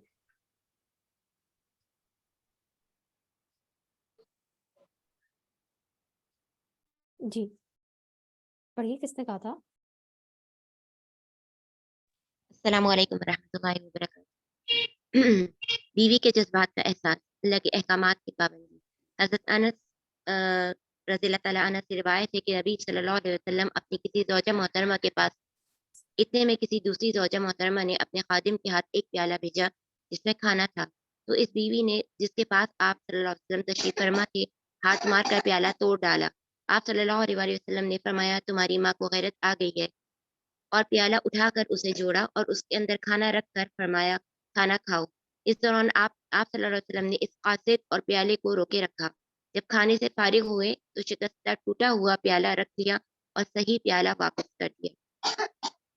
ہاں جی، کیا سمجھ میں آیا؟ کون بتائے گا؟ ہینڈ ریس کریں. اور جو بہنیں بورڈ پہ لکھ رہی ہیں وہ نہ لکھیں. جی سسٹر شبانہ. جی مس یہ خیال بتایا گیا ہے کہ اپنی وائف کی جو ہے دل آزاری نہ ہو، اور جنہوں نے کھانا بھیجا تھا دوسری وائف نے ان کی بھی دل آزاری نہ ہو، اس نے شکستہ پیالہ رکھ لیا اور صحیح پیالہ واپس کر دیا. اچھا جی، اچھا ہے آپ کا، آپ نے اچھا سوچا اس حوالے سے. ہم اس میں مزید ایک بات یہ بھی دیکھتے ہیں کہ دیکھیں ہمیں سب سے پہلے تو یہ پتہ چلتا ہے کہ حضرت عائشہ رضی اللہ عنہا تھیں یہ جی جن کے پاس یہ پیالہ آیا تھا. حضرت عائشہ رضی جی جی اللہ عنہا عمر میں چھوٹی تھیں اور انہیں وہ مہارت حاصل نہیں تھی کھانے پکانے میں جو دوسری ازواج مطہرات کو تھی. لیکن ہم یہ جانتے ہیں جی کہ جی حضرت عائشہ رضی اللہ عنہا ہوں یا دوسری ازواج مطہرات ہوں، سب کی نیتیں کیسی تھیں؟ خالص تھیں. ان میں سے کوئی بھی ایسا نیت کا خراب نہیں تھا. جنہوں نے بھیجا جی یقیناً اچھی نیت کے ساتھ بھیجا. مائک میوٹ کرنے آپ سے شبانہ. لیکن یہاں پر ہم یہ دیکھتے ہیں کہ حضرت عائشہ رضی اللہ عنہا کا یہ رویہ کتنا نیچرل تھا، یعنی آپ اپنے اوپر رکھ کے دیکھیں تو ایک بیوی جب اپنے شوہر کے لیے کھانا پکاتی ہے تو اس کا دل چاہتا ہے کہ اس کا شوہر اس کے کھانے کی تعریف کرے یا وہ اور اس کا شوہر اس کو انجوائے کرے. ایسے موقع پر کسی کی طرف سے آیا ہوا یہ تحفہ نہیں لگا، بلکہ حضرت عائشہ رضی اللہ عنہ کو یہ بات اچھی نہیں لگی اور اس بات کو آپ صلی اللہ علیہ وسلم نے محسوس کیا. یعنی آپ صلی اللہ علیہ وسلم نے عائشہ رضی اللہ عنہا کو اس کام سے روکا یا ڈانٹا یا کوئی برا منایا نہیں، اور آپ یہ بھی سمجھتے تھے کہ جس زوجہ نے آپ کو کھانا بھیجا وہ بھی اچھی نیت کے ساتھ بھیجا. تو یہاں ہمارے لیے کیا سبق ہے کہ ایسے موقع پہ فاقیہ ذرا زور سے بول رہے ہیں، آواز بہت سلو ہے. اچھا جی شکریہ. ایسے موقع پہ جب میاں بیوی ایک ساتھ ہوں تو پھر ایسے وقت میں مداخلت نہیں کرنی چاہیے. ممکن ہے کہ اس بیوی کو وہ باتیں اچھی نہ لگیں، یہ ہمارے سیکھنے کی بات ہے. یعنی ہمارے ہاں جب نئی شادی شدہ جوڑے گھر سے باہر نکلتے ہیں اسی وقت نند کا یا ماں کا یہ کہہ دینا میں بھی ساتھ چلوں. اب اس ٹائم پہ نہ کہیں، بے شک آپ پہلے سے ٹائم بنا کے رکھیں، پہلے سے کہہ کے رکھیں کہ ہاں میں نے جانا ہے، تو ان کے ذہن میں ہوگا کہ آپ نے انہیں کہیں بھی جانا ہے تو آپ کے ساتھ ہی جانا ہے، کوئی مسئلے کی بات نہیں ہے. لیکن اینڈ ٹائم پہ جب ایک کام ہو رہا ہو اس میں ایک دم سے مداخلت ایک دم سے کسی کو بری لگ جاتی ہے. یعنی بری کیا لگ جاتی ہے، اب آپ یوں ہی سوچیں، اپنے اوپر سوچیں کہ اگر آپ کے ہسبینڈ نے یا آپ نے کہیں جانا ہے، آپ کہیں انجوائے کرنے کے لیے ہی جا رہے ہیں، اور خاص طور پہ جب شروع کی شادیاں ہوتی ہیں تو اس وقت زیادہ یہ مسئلے مسائل کھڑے ہوتے ہیں، تو اس وقت کیا ہوگا، بیٹا تو کچھ نہیں کہہ سکے گا، وہ آپ کو اپنے ساتھ لے جائے گا، اور پھر کیا ہوگا کہ لڑکی جو ہے وہ خاموش بیٹھی رہے گی، لڑکا بھی خاموش بیٹھا رہے گا، واپس آ جائیں گے، اور وہ جو ایک تفریح کے لیے یا محبت کے بڑھنے کا وقت تھا، ایک دوسرے کی بات چیت کرنے کا وقت تھا، وہ ان کا خراب ہو گیا. تو اس لیے ہمیں خود دوسروں کا احساس کرنا چاہیے کہ کب کون کس حالت میں ہے. بے شک آپ نے اپنے بیٹے کو بہت کھلایا پلایا ہے اور بہت اچھا کھلایا ہے، اب آنے والی اتنی سگڑ نہیں ہے، کوئی بات نہیں، کل کو وہ بھی ماں بنے گی، وہ بھی سگڑ ہو جائے گی. لیکن فوراً اس وقت جب کہ وہ بچہ کھا رہا ہو تو اس کو یہ یاد دلانا میں تو تمہارے لیے گھی کے پراٹھے بنایا کرتی تھی. اچھی بات ہے، آپ ابھی بھی گھی کے پراٹھے بنائیں اور ایسے وقت میں پیش کریں جب کہ وہ کھانے کا وقت نہ ہو، یا پہلے سے بھیج دیں کہ اور یہ کہیں کہ ہم اپنی بہو کے لیے بھیج رہے ہیں تاکہ وہ کھائے پیے اور وہ بھی خوش ہو، بیٹی سمجھیں اس کو. دوسری چیز ہم یہاں پہ یہ دیکھتے ہیں کہ یہ بات ہم نے سیکھی، اور یہاں پہ یہ بھی ہم نے سیکھا کہ رسول اکرم صلی اللہ علیہ وسلم کا طریقہ کار کیا تھا کہ آپ نے اس کھانے کو ضائع نہیں کیا، بلکہ کہا کہ جو کھانا ہے اس کو کھا لیا جائے، اور جو صحیح پیالہ بھیجا وہ اس لیے کہ پیالے کا بدلے میں پیالہ، یعنی پیالہ توڑا تھا تو پیالہ جو واپس کیا گیا وہ پھر ٹوٹا ہوا نہیں بلکہ صحیح پیالہ جو ہے وہ واپس کیا گیا. اب ہم دیکھتے ہیں کہ بیوی کے لیے اور مزید کیا چیزیں ہیں جس کو ہمارے لیے کرنا، ہم خاص طور پہ آج کل کی بچیوں کے لیے کرنا اور ان کو سمجھانا مشکل ہوتا جا رہا ہے. جی کون پڑھے گا؟ میں پڑھوں؟ میں پڑھوں؟ جی جس نے پہلے ہاتھ کھڑا کیا ہے وہ پڑھے. جی السلام علیکم ورحمۃ اللہ. میڈم یہ جو سیئنگ ہے صرف یہ پڑھنی ہے؟ جی جی. حضرت ابو ہریرہ رضی اللہ تعالیٰ عنہ فرماتے ہیں جبرائیل علیہ السلام نے نبی کریم صلی اللہ علیہ وآلہ وسلم کے پاس آئے اور کہا اللہ کے رسول یہ ختیجہ آ رہی ہیں، ان کے پاس برتن ہے جس میں سالن کھانا یا پانی ہے. جب وہ آپ صلی اللہ علیہ وآلہ وسلم کے پاس آئیں تو ان کو بلند مرتبہ پروردگار اور میری طرف سے سلام کہیے گا. بلند مرتبہ یا ایک مرتبہ؟ بلند مرتبہ پروردگار یعنی رب کے اللہ بارے کی. میں. اچھا اوکے صحیح سے. اور ان کو جنت میں موتیوں والے گھر کی بشارت دیجیے گا جہاں نہ کوئی شور شرابہ ہوگا اور نہ کوئی تکل ہوگی. اللہ تعالیٰ سے دعا ہے کہ اللہ تعالیٰ ہمیں پہلے تو اس جی جنت آمین. کی محبت نصیب فرما دے کہ ہم اس جنت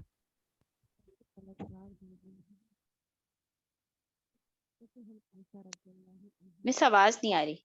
میم آپ کی آواز بہت کم ہے. ابھی بھی کم ہے؟ اب آئی آواز، اب آ گئی ہے. اوکے الحمدللہ. جی میں کہہ رہی ہوں کہ اللہ تعالیٰ سے دعا ہے کہ اللہ تعالیٰ ہمارے دل میں صحیح طور پہ جنت کی طلب کو پیدا کر دے، کیونکہ جب ہماری دلوں میں صحیح طور پہ جنت کی طلب ہوگی تو ہی ہم اپنے اعمال کو خدیجہ رضی اللہ عنہا کی طرح کر سکیں گے. ان کے اعمال دیکھیں تو ہمیں فی الحال تو بہت چھوٹا سا کام نظر آ رہا ہے کہ ان کے پاس برتن ہے جس میں سالن ہے یا کھانا ہے یا پانی ہے، لیکن یہ کھانا ہی پکانا تو آج کی خواتین کو برا لگنے لگا ہے. کیا یہ درست ہے؟ نہیں میڈم مجھے نہیں لگتا. I نہیں، love کسی it. حد آج تک کل درست ہے کچھ جی آج کچھ کل کی خواتین کو. لڑکیوں کچھ کو خواتین کو یہ کام اچھا نہیں لگتا کہ ہم، یعنی وہ چاہتی ہیں کہ ہم بھی جاب کریں اور گھر کے کام جو ہے ہم سے چھڑا ہم دیے کو جائیں یا ہم نے یہ وہ کام کہتے نہیں ہیں ہم کرنا. کو ماسی ہیں. بالکل. لیکن یہ ہمیں پتہ چلتا ہے کہ یہ شوہر کی خدمت تھی، اور جیسے ہم دیکھتے ہیں کہ حضرت عائشہ رضی اللہ عنہا کے بارے میں بھی کہ وہ رسول اکرم صلی اللہ علیہ وسلم کے سر میں تیل لگانا، کنگھی کرنا، یہ سب بھی کر دیا کرتی تھی. تو شوہر کی خدمت ایسی چیز ہے جو انسان کو جنت تک لے جا سکتا ہے. دوسری چیز صرف یہ نہیں کہ فزیکلی آپ نے خدمت کرنی ہے یا گھر کی صفائیاں ہی کرنی ہے. ہم دیکھتے ہیں حضرت خدیجہ رضی اللہ عنہا کو کہ وہ تو مشن میں ساتھ تھیں، اور کیسے مشن میں ساتھ تھیں کہ اپنا مال بھی انہوں نے خرچ کیا، اور شعیب ابی طالب میں بھی آپ کے ساتھ رہی. یعنی ایسا وقت جہاں ہم دیکھتے ہیں کہ حضرت خدیجہ رضی اللہ عنہا خود تو کیا تھی، امیر خاتون تھی نا. انہوں نے کوئی ایسی مشکلات تو نہیں جھیلی تھیں کہ بھوک کاٹی ہو انہوں نے، لیکن اس کے باوجود رسول اکرم صلی اللہ علیہ وسلم کے ساتھ شعیب ابی طالب میں ایسے رہنا کہ جب کھانا پینا موجود نہیں تھا اس وقت بھی ساتھ دینا، اور اپنے تمام مال کو بھی اس دین کے لیے خرچ کرنا. اس سے کیا پتہ چلتا ہے کہ ایسی خواتین کے لیے جنت ہے. ہم خواتین کیسی ہوتی ہیں کہ بات بات میرا میرا تیرا تیرا کرنا شروع کر دیتی ہیں، یہ میرا یہ تمہارا، تمہارا حق میرا حق. جب ہم اس طریقے سے اپنے اپنے حق کے لیے لڑنا شروع کرتے ہیں تو نتیجہ کیا نکلتا ہے کہ دل کی جو محبت ہوتی ہے وہ ختم ہو جاتی ہے. اگر محبت چاہیے تو صبر ضروری ہے، محبت چاہیے تو اپنا حق چھوڑنا پڑے گا، محبت چاہیے تو قربانی دینی پڑے گی. اور آپ دیکھیں یہاں پہ قربانی کوئی صرف رسول اکرم صلی اللہ علیہ وسلم کی محبت نہیں مل رہی، یہاں تو اللہ کی طرف سے سلام مل رہا ہے، فرشتوں کی طرف سے سلام مل رہا ہے، جنت میں موتیوں والے گھر کی بشارت مل رہی ہے، جہاں نہ کوئی شور ہوگا، نہ شرابہ ہوگا، یعنی اور نہ کوئی تھکن ہوگی. کتنا سکون، کتنی راحت. ہم کتنی خواتین ہیں جو چاہتے ہیں کہ ہمارا گھر خوبصورت ہو اور کوئی جو ہے نا تنگ کرنے والا نہ ہو اور کوئی تھکن بھی نہ ہو. چاہتے ہیں یا نہیں چاہتے؟ اگر ہمیں مال بھی چاہیے ہوتا ہے تو کس لیے چاہیے ہوتا ہے؟ خواتین اپنا مال کہاں خرچ کرتی؟ گھروں گھر کی میں سجاوٹ میں، کے سکون شاپ کے سجاوٹ پہ، برانڈیڈ گھروں کے کپڑوں پہ. بچوں پہ، اپنے پہ. بے شک اپنے کپڑوں پر، اپنے بچوں پر، اپنے گھروں پر مال خرچ کرتی ہیں. تو اگر ہم یہی مال بے شک اپنے بچوں اور اپنے شوہر کے اوپر خرچ کرتے ہیں تو دیکھا جائے تو ہم نے اپنے شوہر کا ساتھ دیا، ان کا ہاتھ بٹایا. تو اس میں خوش ہونا چاہیے، یعنی میرا تیرا کر کر کے جو ہے گھر کے ماحول کو خراب نہیں کرنا چاہیے. ہاں جی، یہ دیکھیں اگر بیوی مال کماتی ہو تو اس کو کہاں خرچ کرنا چاہیے؟ نیک کاموں میں، اچھائی کے کاموں میں، بھلائی میں، گھر کے لیے. many things. شوہر اور گھر پر، ہوں اپنے گھر پر اور بچوں پر، شوہر پر. اس کا جواب ہے تقوی اور حکمت کے ساتھ، ضرورت کے مطابق. ٹھیک ہے، یعنی بعض اوقات بے شک بیوی کا مال ہے، بیوی اپنی مرضی سے خرچ کر سکتی ہے، کوئی برائی نہیں. شاپنگ پہ کر سکتی ہے، کوئی برائی نہیں. اپنے والدین اور اپنے گھر پہ خرچ کر سکتی ہے، کوئی برائی نہیں. بچوں پہ خرچ کر سکتی ہے، کوئی برائی نہیں. شوہر اور گھر پہ خرچ کر سکتی ہے، کوئی برائی نہیں. ان سب پہ خرچ کرے، لیکن کیا سوچ کر؟ تقوی اور حکمت کو، کہ کب، کس وقت، کہاں خرچ کرنا چاہیے. ہمیں اپنے مال کو خرچ کرنے کے لیے اس حدیث کو سامنے رکھنا چاہیے. یہ حدیث کون پڑھنا چاہے گا؟ میں پڑھوں سسٹر؟ جی پڑھیے.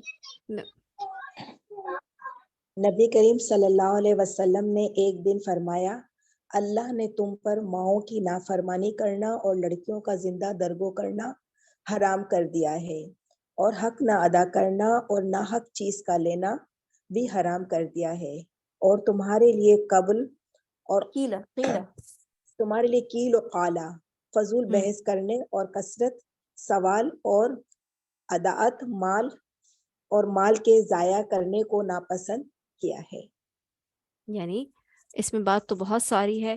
ایک تو یہ کہ ہمیں اپنے ماؤں کی نافرمانی نہیں کرنی چاہیے اور لڑکیوں کو زندہ درگور اللہ تعالیٰ نے حرام قرار دیا ہے. یعنی ماں کی نافرمانی اور لڑکیوں کا زندہ درگور کرنا اللہ تعالیٰ نے حرام قرار دیا ہے. دوسری بات کیا ہے کہ حق نہ ادا کرنا اور ناحق چیز کا لینا.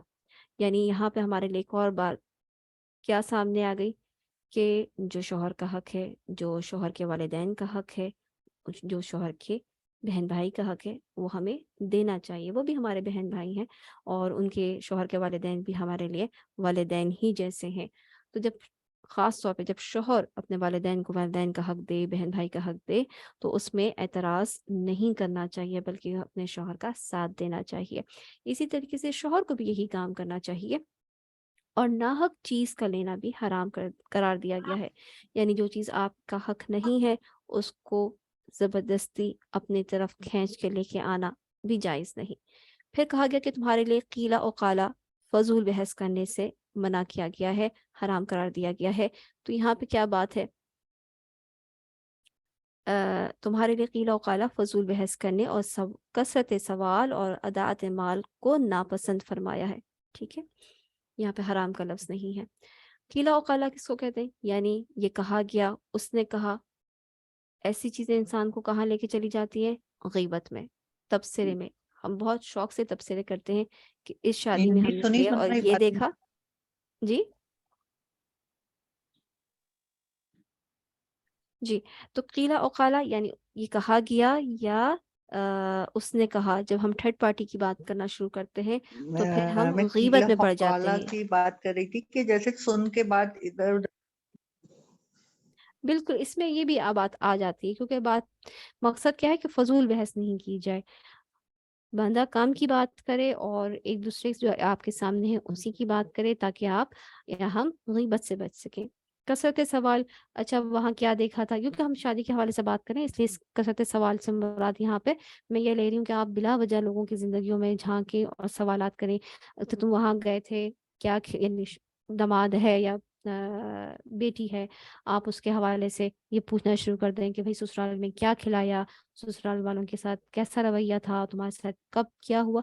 ایسے سوالات میں نہیں پڑنا چاہیے کیونکہ پھر اس سے پھر وہی والی بات کہ جب بچہ کوئی بات کہے گا تو آپ اس کو جواب دیں گے اچھا ایسا نہیں کیا، ایسا کرنا چاہیے تھا. تو کیا ہوگا کہ بچے کے دل میں بھی برائی آئے گی اپنے سسرال والوں کے حوالے سے. تو یہ جو کچھ ہوا ہو گیا، بات ختم ہو جانی چاہیے. کہیں بھی کسی بھی ایونٹ میں جائیں اس کو لے کر گھروں میں واپس آ کے تبصرے کرنے سے اور مختلف سوال اٹھانے سے بچنا چاہیے. آخری بات یہ ہے کہ مال کے ضائع کرنے کو بھی اللہ سبحانہ تعالیٰ نے ناپسند فرمایا ہے. تو اس کا مطلب یہ ہے کہ اگر آپ مال کماتی ہیں تو اس کو ذمہ داری کے ساتھ، شعور کے ساتھ خرچ کریں. اگر شوہر کو ضرورت ہے تو شوہر کے ساتھ ہیلپ کریں گھر کو چلانے میں. اگر آپ کے والدین کو ضرورت ہے تو اپنے والدین کے اوپر بھی خرچ کریں، اور اگر جہاں بھی جس کو ضرورت ہے اس کے مطابق اس کو خرچ کریں. اب میں یہ کچھ چیزیں کچھ سوالات ہیں آپ کے سامنے دوبارہ رکھتی ہوں، اس کو سوچیں اور اس کے جوابات دیں. کون جواب دے گا؟ کون پڑھنا چاہتا ہے اور جواب دینا چاہتا ہے؟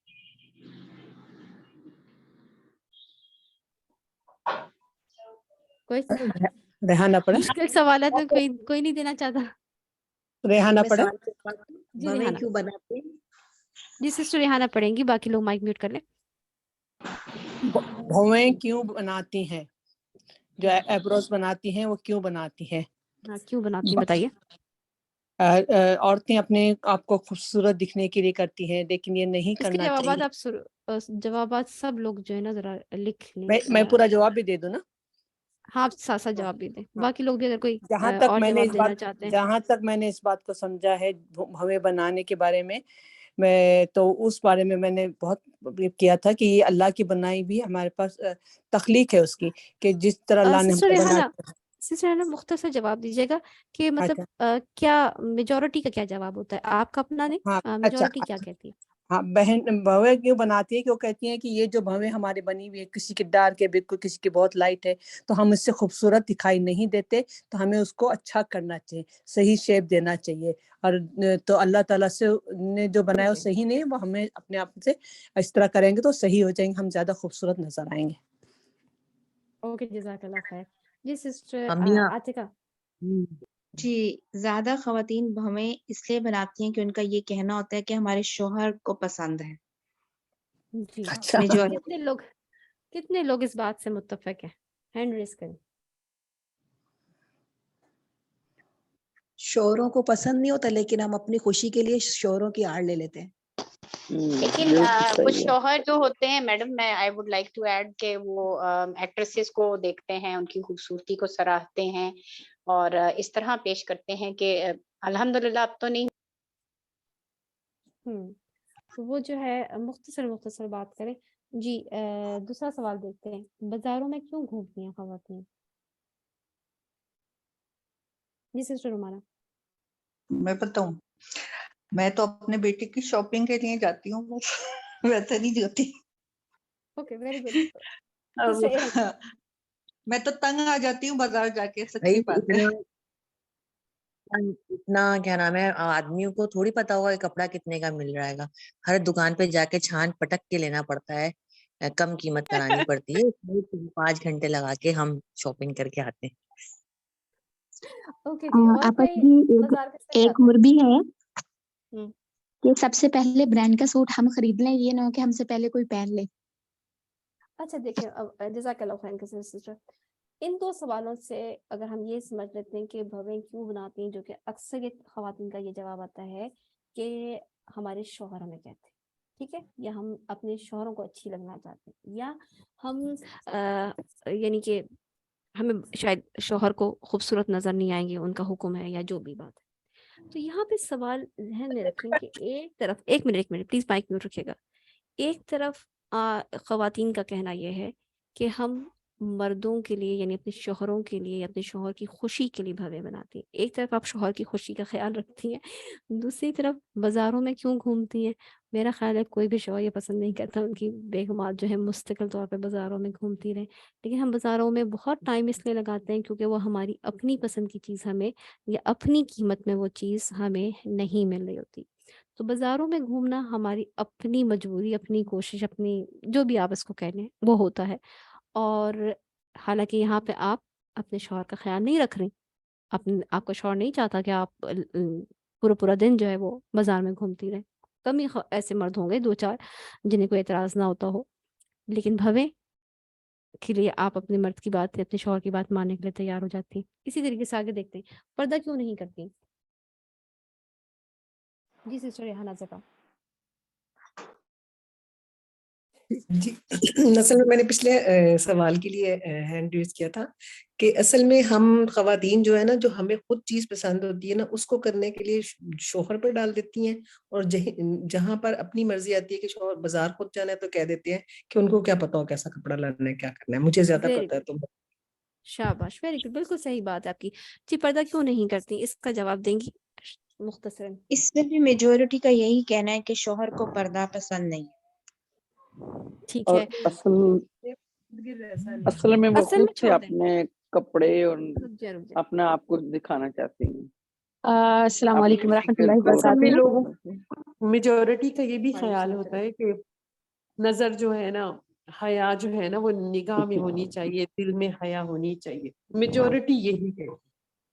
ठीक है, वेरी जो गुड। पर्दा नहीं मेरा करते वो सबसे पहले यही कहते हैं कि हमारी तो नजर में और दिल में है, जो लोग पर्दा करके फिर रहे हैं वो बहुत कोई ईमान की बुलंदी पे नहीं पहुंच गए। अच्छा जी, एक सेकंड, अब यहाँ पे रुक के फिर एक दोबारा और देखते बात हैं। मैं बताऊं जी मैं फिर भूल जाऊंगी आप लोगों के जवाब। जी एक बात मैं कहना चाहती हूँ कि पर्दा इसलिए भी नहीं करती कि माशरे में, ससुराल में या बाहर घूमना फिरना और ये जो सहना हमारे लिए मुश्किल हो जाएगा, क्योंकि पर्दा जो किया होगा फिर बात वेरी करना गुड, एक दूसरे से, ये भी एक बहुत बड़ी वजह है पर्दा ना करने की। बिल्कुल सही, आपका जवाब भी मैं बिल्कुल भी ये परफेक्ट है। बात कहना चाहती हूँ। सना अमजद मेरा नाम है।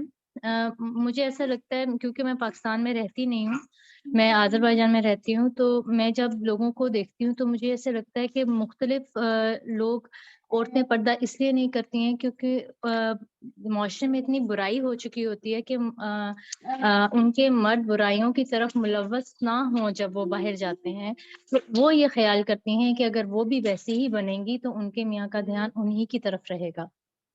ٹھیک ہے جی، جزاک اللہ خیر کثیر سسٹر ثنا۔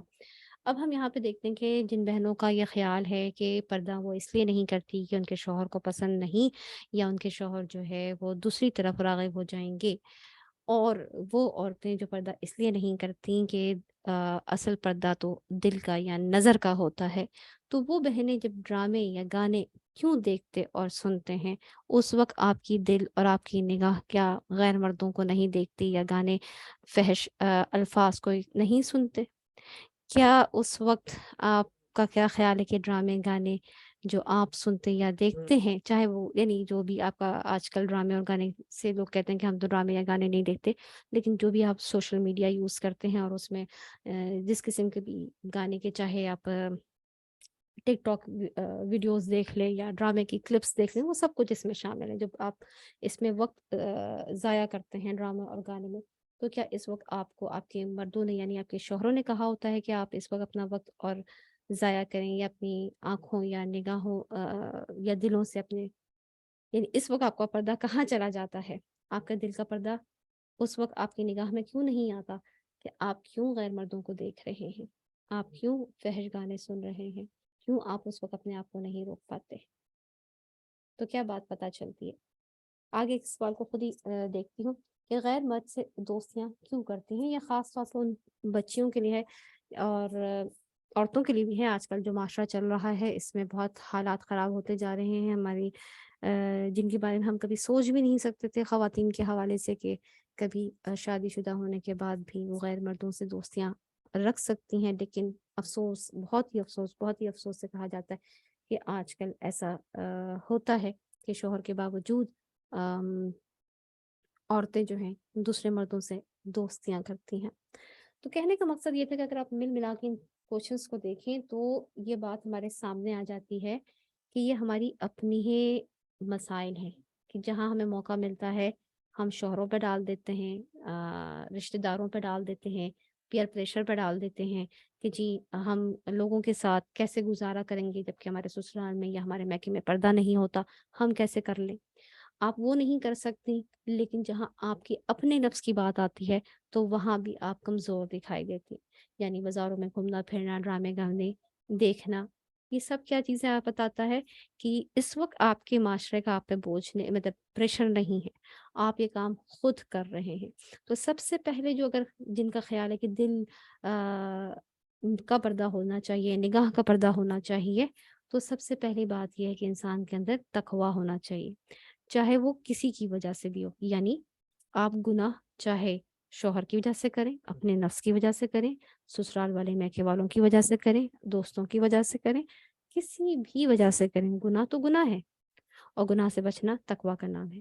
اگر آپ تقویٰ اختیار کریں گے تو ہر حال میں آپ گناہ سے بچنے کی کوشش کریں گے۔ اس میں میں آپ کو دو طرح کی بیویوں کے حوالے سے، اچھا ہم نے بھی دیکھا تھا پیچھے حضرت خدیجہ رضی اللہ عنہا کے بارے میں، وہ کیسی تھیں؟ آپ صلی اللہ علیہ وسلم کی مشن کی ساتھی تھیں۔ یہ جو بات ابھی ہم نے پیچھے سارے سوالات کیے دیکھے، اس میں ہمارے سامنے کیا بات آئی تھی کہ دراصل آپ کے نفس کا تقویٰ جو ہے آپ کو گناہ سے بچاتا ہے۔ آپ کا یہ کہہ دینا کہ کیونکہ اللہ تعالیٰ نے ہمارے اوپر شوہر کو قوام بنایا ہے، شوہر کو رضامند رکھنا، اس کو خوش رکھنا ہماری ذمہ داری ہے، شوہر کا ساتھ دینا ضروری ہے، تو ہمارے ذہن میں حضرت خدیجہ رضی اللہ عنہا کے ساتھ ساتھ ان بیویوں کو بھی ذہن میں رکھنا چاہیے۔ کون سی بیویاں؟ حضرت نوح علیہ السلام کی بیوی، حضرت لوط علیہ السلام کی بیوی۔ کیا کیا تھا ان دونوں نے؟ جی سسٹر نائلہ۔ انہوں نے اپنے شوہروں کی نافرمانی کی تھی۔ انہوں نے اپنے شوہروں کی نافرمانی کی تھی، یہ ان کے مشن کے ساتھ ہی نہیں تھے۔ یعنی وہ کوئی زناکار نہیں تھی ان کی بیویاں، لیکن حضرت لوط علیہ السلام کی محبت کس طرف تھی؟ اپنی قوم کی طرف. تو انجام کیا ہوا؟ جہنم. ابو لہب کی بیوی ام جمیل اپنے شوہر کی مشن کی ساتھی تھی، وہ بھی رسول اکرم صلی اللہ علیہ وسلم کے لیے کیا کرتی تھی؟ جی ام جمیل کیا کرتی تھی؟ سورہ لہب میں کیا ذکر آیا ہے؟ کانٹے بچھاتی تھی ان کے پاؤں کے نیچے کانٹے صبح بچھاتی تھی نبی کریم صلی اللہ علیہ وسلم کے کے ٹائم. راستے میں. تو کیا ہوا؟ اس کا انجام بھی کیا تھا؟ جہنم. جہنم. تو یہاں ہمیں کیا پتا چلا کہ صرف اندھا بن کر تقلید نہیں کرنی، یعنی ساتھ نہیں دینا اپنے میاں کا. ہمیں پہلا حکم کیا ہے؟ تقوی اختیار کرنے کا. پھر ہمارے ریلیشنز آتے ہیں، چاہے وہ میاں بیوی کے درمیان ہو یا ماں بیٹی کے درمیان کا ریلیشن ہو. مثال کے طور پہ ماں بیٹی کا نام آیا تو کوئی ذکر یاد آتا ہے؟ یاد ہے وہ وقت جب حضرت عمر رضی اللہ عنہ نے ایک گھر کے سامنے سے گزرتے ہوئے ایک بچی کی بات سنی تھی کہ وہ اپنی ماں کو کیا کہہ رہی تھی کہ میں دودھ میں پانی ڈالو. پانی. تو اس نے کیا کہا تھا؟ اللہ دیکھ رہا ہے. اس نے تقوی اختیار کیا تھا نا، کہ اس نے اپنی ماں کا حکم نہیں مانا، اس نے اللہ کا حکم مانا. تو یہی بات ہے، کوئی بھی ریلیشن ہو، چاہے وہ ماں بیٹی کا ریلیشن ہو، چاہے وہ میاں بیوی کا ریلیشن ہو، سسرال کے ساتھ کا ریلیشن ہو، کچھ بھی ہو، پہلی امپورٹنٹ چیز کیا ہے کہ انسان کے اندر تقوی ہو، گناہ سے بچنے کی خواہش ہو، کوشش ہو، پھر انسان کے عمل بدل جاتے ہیں. ہمارے ہاں جب بات ہوتی ہے کالن سدیدہ کی تو لوگ اس پر اتر آتے ہیں. کس پر؟ میں تو منہ پر کہہ دیتی ہوں. کتنی خواتین ایسی ہیں. اچھا میڈم، اس میں ایک چیز بہت ضروری ہے جو میں سمجھتی ہوں، کیونکہ اب میں عمر کے اس حصے پہ ہوں کہ میری سمجھ پہلے سے بہتر ہے. کبھی بچیاں جو نئی شادی شدہ جاتی ہیں وہ پریشر میں آ کے وہ کرتی ہیں کہ شادی قائم رہے، سسرال والوں میں گھر واپس نہ بھیج. یہ چیزیں، یہ پریشرز کو ہم بچیوں کو اس کی ٹریننگ نہیں دیتے کہ you have to be strong. یہاں پہ دیکھیں سسٹر قمر، یہ ہے کہ اگر بچی کو دین کی تعلیم دی گئی ہے تو وہ اس کے مطابق عمل کرنا سیکھے گی. آگے ہے اس کے اوپر بات کہ آپ نے ان سب لیکن بات لمبی ہوتی جا رہی ہے. مسئلہ یہ ہو رہا ہے تو مختصراً اگر ہم دیکھ لیتے ہیں تو قولن سدیدہ کو پہلے میں ضرور بیان کرنا چاہ رہی تھی. کتنا ٹائم کتنا ٹائم آپ لوگ دے سکتے ہیں مزید؟ آپ بے شک 5 منٹس کی بریک لے لیں مغرب کی، اور ہم ٹائم دے سکتے ہیں. جی میم. ہم لوگ ماشاء اللہ، بارک اللہ فیکم. 10 منٹس ہے 6 o'clock میں نا، تو 6 o'clock پھر اسٹارٹ کرتے ہیں. نہیں کمپلیٹ کر لیتی ہوں. 10 منٹ 15 منٹ لگ جائیں گے تو انشاءاللہ چلیں ٹھیک ہے. تاکہ بریک کے بعد پھر ذرا مشکل ہو جاتا ہے پھر سب کو ساتھ بیٹھنا، ایک بار اٹھ جائے تو یہاں پہ ہم یہ دیکھتے ہیں کہ قولن سدیدہ کے حوالے سے یعنی دو چیزیں امپورٹنٹ ہیں. ایک تو یہ کہ آپ کی نیت بھی صحیح ہو اور زبان کا استعمال بھی صحیح ہو.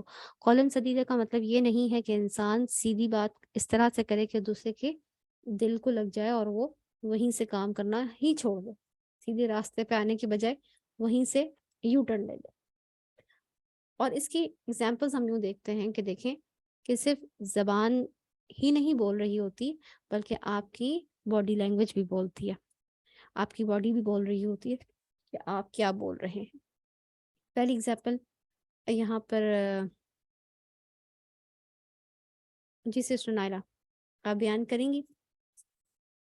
زید بن ثابت رضی اللہ عنہ، نام صحیح لکھا ہوا ہے، جنہوں نے قتل کیا تھا لا الہ اس صحابی اس بندے کا جس نے لا الہ الا اللہ کہا تھا.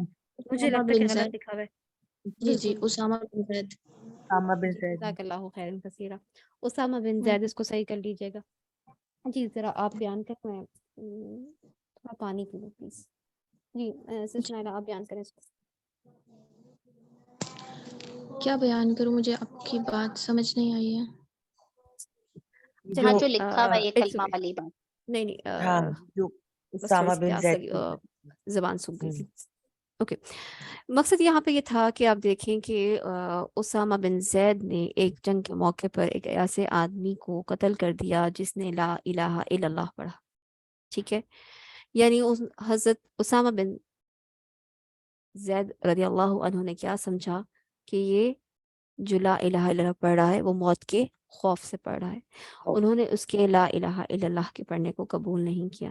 بعد میں جب رسول اکرم صلی اللہ علیہ وسلم کو اس کے بارے میں پتہ چلا تو آپ صلی اللہ علیہ وسلم نے کیا فرمایا تھا؟ کہ تو نے اس کے دل کے نبی اندر کریم جھانک صلی کے اللہ علیہ دیکھا. وآلہ وسلم نے فرمایا اتنی بار اس کلمے کی تکرار کی کہ اس نے لا الہ الا اللہ کہا اور تم نے اسے قتل کر دیا. بہت دفعہ یہ جملہ دہرایا اور پھر آخر میں کہا پھر کہ کہتے قیامت والے دن تم اس کلمے کا کیا جواب دو گے؟ تو حضرت اسامہ نے کہا کہ میں نے سوچا کہ کاش میں آج ہی مسلمان ہوا ہوتا. صحیح. جزاک اللہ خیر کثیرا سسٹر نائلہ. تو مطلب کیا ہے کہ کس چیز کو سامنے رکھنے کے لیے کہا گیا؟ جو ظاہر تھا. اور ظاہر کیا تھا؟ لا الہ الا اللہ. اس کے دل چیر کو دیکھنے کے لیے نہیں کہا گیا تھا. یا ہمارے لیے کیا مطلب ہے کہ اگر کوئی شخص کوئی بھی ہمارا رشتہ دار سامنے سے صحیح بات کرتا ہے تو ہمیں اس کو قبول کر لینا چاہیے. ہمیں بیٹھ کے بدگمانی نہیں کرنی چاہیے کہ نہیں نہیں اس نے سامنے کیا ہے بس تمہیں کیا پتا. یہ چھوڑ دیں. جو سامنے ظاہر اچھا ہے تو اس کو قبول کر لیں. دوسری چیز سورہ عباسہ میں جی سسٹر بیان کریں گی کہ اللہ سبحانہ و تعالیٰ نے رسول اکرم صلی اللہ علیہ وسلم کے بارے میں کیا فرمایا کہ آپ صلی اللہ علیہ وسلم نے جب ایک نابینا شخص آیا اور آپ صلی اللہ علیہ وسلم نے تیوری چڑھائی منہ بسورا یعنی پسند نہیں کیا اس بات کو یعنی اگنور کیا. تو وہ کیوں اگنور کیا تھا؟ اس لیے تو نہیں اگنور کیا تھا کہ آپ صلی اللہ علیہ وسلم سے بات نہیں کرنا چاہتے تھے بلکہ اس لیے اگنور کیا تھا کہ اس وقت آپ صلی اللہ علیہ وسلم قریش مکہ کے سردار کے ساتھ تھے. وہ چاہتے تھے کہ وہ ایمان لے آئے. تو یہ جو اگنور کیا تھا یہ جو تھوڑی سی ناگواری سی آئی تھی اس کے بارے میں کیا آ گیا کہ اللہ سبحانہ و تعالیٰ نے اس بات کو پسند کیا. آیتیں نازل ہوئی کیا آپ صلی اللہ علیہ وسلم کی اس ایکشن کو ناپسندیدگی اس کا اظہار کیا اور حضور صلی ناپسندیدگی کا اللہ اظہار کیا. یعنی صرف اس وقت کوئی زبان کا الفاظ نہیں ہے. یہ آپ صلی اللہ علیہ وسلم کی چہرے کی ناگواری کا ذکر ہے. وہ بھی اللہ سبحانہ و تعالیٰ نے پسند نہیں کیا. تو اس کا مطلب یہ ہے کہ ہمیں کیا کرنا ہے کہ ہم زبان کے الفاظ کو بھی صحیح استعمال کریں. بعض اوقات ہماری زبان کے الفاظ صحیح ہوتے ہیں لیکن ہماری باڈی لینگویج دوسرے بندے کو بتا رہی ہوتی ہے کہ ہمارا دل چاہ رہا ہے کہ ہم تمہیں کھا جائیں گے یا چبا جائیں گے یا ہمیں تمہاری بات پسند نہیں. ہم کر تو رہے ہیں لیکن بہت ہی غصے کی حالت میں کر رہے ہیں. تو کیا کرنا چاہیے؟ ہمیں دونوں چیزوں پہ کنٹرول کرنا ہے. اپنی باڈی لینگویج پہ بھی اپنی زبان پر بھی. ہم نے اپنے آپ کو ٹھیک کرنا ہے یہاں پر. تیسری چیز یہ بات بھی آپ کو یاد ہوگی حضرت عائشہ رضی اللہ عنہا نے کیسے جواب دیا تھا جب یہودی شخص آیا اور رسول اکرم صلی اللہ علیہ وسلم کو کس طرح سے سلام کیا تھا اس نے. کون بیان کرے گا؟ یہ تو مشہور واقعہ ہے سب کو ہی یاد ہوگا. السلام علیکم. جی السلام علیکم اس نے کہا تھا اور پھر عائشہ رضی اللہ عنہ نے کیا جواب دیا تھا؟ تمہارے اوپر بھی ہو. انہوں نے کہا کہ تمہارے اوپر موت ہو اور تم پر لعنت. کچھ اس طرح کے الفاظ تھے. السلام علیکم ولعنت یعنی عائشہ رضی اللہ عنہ کا جواب کیا تھا کہ تم پر بھی موت ہو اور لعنت بھی. تو دیکھا جائے تو وہ شخص جب اتنی بری بات بول رہا تھا تو عائشہ رضی اللہ عنہ کا یہ جواب صحیح تھا یعنی کہ فطری تھا کہ انسان کو غصہ آ جاتا ہے. جب انسان کسی اور سے ایسی بری باتیں سنتا ہے تو فطری طور پہ غصہ آتا ہے. اور اس وقت رسول اکرم صلی اللہ علیہ وسلم نے جو جواب دیا تھا وہ کیا تھا؟ نبی کریم صلی اللہ علیہ وسلم نے فرمایا کہ میں نے اس کو جو کہہ دیا وہ کافی ہے اور میری دعا کیا تو تھا؟ اس کے حق میں قبول جائے گی. لیکن نبی کریم صلی اللہ علیہ وسلم بس وعلیکم ٹھیک ہے. جو جواب دیا تھا وہ صرف वो अलैकुम था, यानी और तुम पर भी। तो यहाँ पर हम देखते हैं कि गुस्से की हालत में भी किसी को जवाब देना है तो कितना जवाब देना है, उतना ही जितना कि आपके साथ जुल्म हुआ है। उसमें भी वो अल्फाज भी आपने इस्तेमाल नहीं किए, बल्कि वो अलैकुम कहा, यानी अपनी ज़बान को साफ सुथरा रखा, अपनी ज़बान से कोई ख़राब अल्फाज इस्तेमाल नहीं किए। यानी ये तरीका आप सल्लल्लाहु अलैहि वसल्लम ने हमें सिखाया कि आप सल्लल्लाहु अलैहि वसल्लम ने वही जवाब दिया, वही बात कही जो यहूदी शख्स ने कही थी। जवाब वही है जो उसने कहा है, बात एक ही है, लेकिन तरीक़ाकार मुख्तलिफ है। उसने साफ बोला कि तुम पर मौत हो, आप सल्लल्लाहु अलैहि वसल्लम ने फरमाया व अलैकुम, और तुम पर भी, मगर वही लफ्ज़ इस्तेमाल नहीं किया। और आयशा रदी अल्लाह अन्हा को भी यही सिखाया कि जवाब किस तरीके से देना है, यानी इस तरह से नहीं कि तुम अपनी ज़बान अपनी ख़राब करो, अपने नाम अमाल ख़राब करो। इसलिए हमें क्या करना है, हमने भी यही काम करना है। बहुत गुस्सा है, बहुत हालत ऐसी हो जाए कि आपसे सब्र ना भी हो, तो फिर बदला सिर्फ उतना ही जितना जुल्म हुआ है। उसमें भी एहतियात, उसमें भी आपके अल्फाज पोलाइट होने चाहिए, आपका तरीका फिर भी अच्छा होना चाहिए। क्या सीखा इससे? मुख्तसरन प्लीज मुख्तसरन बताइएगा। गुस्से पे काबू पाना और उतना ही जवाब देना जितना आप सह सकें, कम से कम उससे मेरा ख्याल में कम ही करना चाहिए, क्योंकि अगर आपको ज्यादा जोर से लगे तो जवाब ज्यादा जोर से आता है। बिल्कुल। और कोई कुछ बद कहना चाहता है? अखलाकी पे सब्र करना, अल्लाह का तकवा अखलाक इख्तियार करना जी, चाहिए। अखलाक की तकवा अख्तियार इस्लाह। करना चाहिए। अपनी इस्लाह करने के लिए हमने यहाँ पे ये देखा कि सबसे पहले ये है कि कोई बात अगर हमसे हमारे सामने की जाए तो हमने बदगुमानी नहीं करनी। अगर कोई शख्स अच्छी बात कर रहा है तो उसको एज इट इज़ मान लेना चाहिए। मिसाल के तौर पे हमारे तो माशरे में ऐसा होता है कि कितनी ही जगह लोग सॉरी करते रह जाते हैं और दूसरे लोग कहते हैं ऐसे ही कह रही हैं सॉरी, एक बार कह दिया फिर उसके बाद करना वही है। नहीं, अगर किसी ने माफ़ी मांग ली है तो उसको माफ़ कर दिया जाए, उसके बारे में बदगुमानी ना की जाए। दूसरी ये कि खुद कोई काम कर रहे हैं, आपको नापसंद भी है लेकिन आपकी जिम्मेदारी है, करना है तो अच्छे तरीके से करें, नागवारी के साथ ना करें। आपकी नागवारी भी अल्लाह सुब्हानहू व तआला देख रहा है।